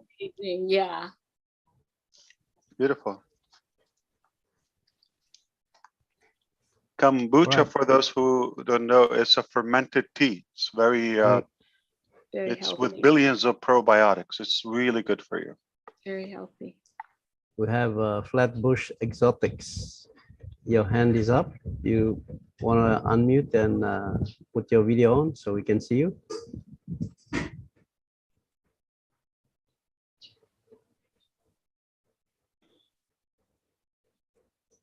Doesn't look like a real name, so. Hello? Flatbush Exotics. Are you hearing me? Yes, what's we your can- real we name? can- what's your name? How We you can doing, hear Mr. Ash? My name is Kino. Flatbush Exotics is just my brand. I sell exotic fruits like jackfruit, soursop, all the things that you like, fresh coconuts. Beautiful. Where right do you here live? in New Kino? York City. I can't Okay. put on the camera right now because I'm in the bedroom. But Yeah, what keeps you up? It's almost 4 a.m. in New York. What happened? love. That's it. Unpassive syndrome. Okay. Yeah, unpassive syndrome. But That's I just want to thank all the founders first. Why? Because people say that people can't get together, people can't do things together, people can't this, people can't that. But we are changing that paradigm shift right now. And it's because of the thinking of you, Mr. Ash, and many other founders. But I just want to say that I rejected this company for 1.5 years. Ouch. And I keep saying, give me something where I can make some real money. Things is hard, man. I'm $97. This doesn't look like it's something going on here. All right? I'm in New York City. You know, when we roll, we roll. Yes. So, you know. Manhattan, where? Queens, where? Brooklyn. Brooklyn. Yeah. Yeah, man. But what intrigued me was the person said to me, I know you do a lot of research. Do me a favor. Go do some research on this company. And I did that. And I came back with the $100 in my hand. Gave it to him. It was like, sign me up. Didn't do anything for about a month and a half. But after that, sometimes things takes a little while to drive in. And then after I drove in, I fell in love with the aspect of giving, because I do that every day on my job. I give away to the homeless every day. I have them clean up for me. I pay them. Whosoever is passing and don't have it, they could stop by me. If they don't have it, they got it. So Old Bless kind of intrigued me to get more involved. So I just want you to know that we're getting ready. We have t-shirts. We bought t-shirts. We're about to get them printed tomorrow, send them out. Old Bless NYC. And we're going to be giving out free food in the near future, things like that.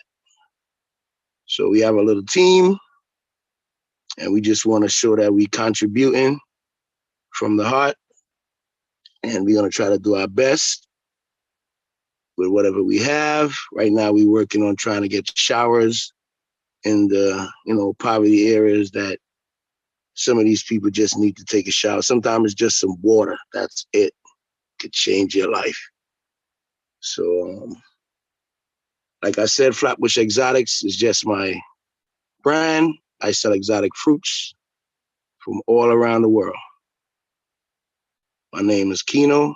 Anybody can get in contact with me, flatbushexotics.com. flatbushexotics@gmail.com. And be ready to rock and roll, baby.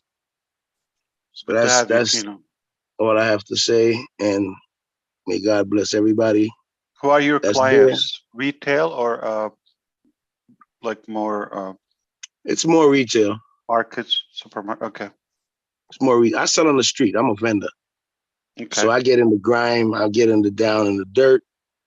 I see it all, brother. So it's. So you pick random people to work for you, help you up, help you just out. Just people that I know in the neighborhood that been homeless for years, and sometimes they might need a little job here and there to clean up after I'm done. People might say, "Oh, why you need them there? Why this, that, the other?" I said, "That's it. That's what they want to do. What you want me to do? Don't assist them because they're homeless." No.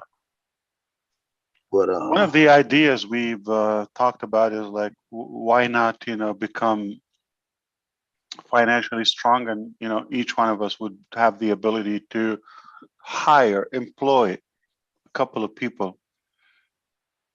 So that's another way. So you could help one by sponsoring them, help them get set up, help another person to literally work for you, offer them a job. So you lifted 2 people. That's mind-boggling. Company get 1 or 2 for you. It's a life changer. Definitely. Definitely. Well, good to hear you, and thank you for staying up late just to be around the family. Not a problem. Thank you, Kino. We appreciate your feedback. I think we're gonna wrap up now. And on behalf of the Otech pros, thank you, David Bakau, for your invitation. We hope that we provided information about the product O Bless in a way that people could understand, and for us to now appreciate O Bless and the fact that on passive, through AI will drive targeted traffic for us, and how O Bless is not charging any fees. So whatever is given to a campaign cost stays that campaign or cost. So it makes so people just to appreciate what we have, you know. Thank you to all the participants today. We had quite a few hands raised, good comments, great questions. Very, very awesome webinar, David. Good one. Thank you so much.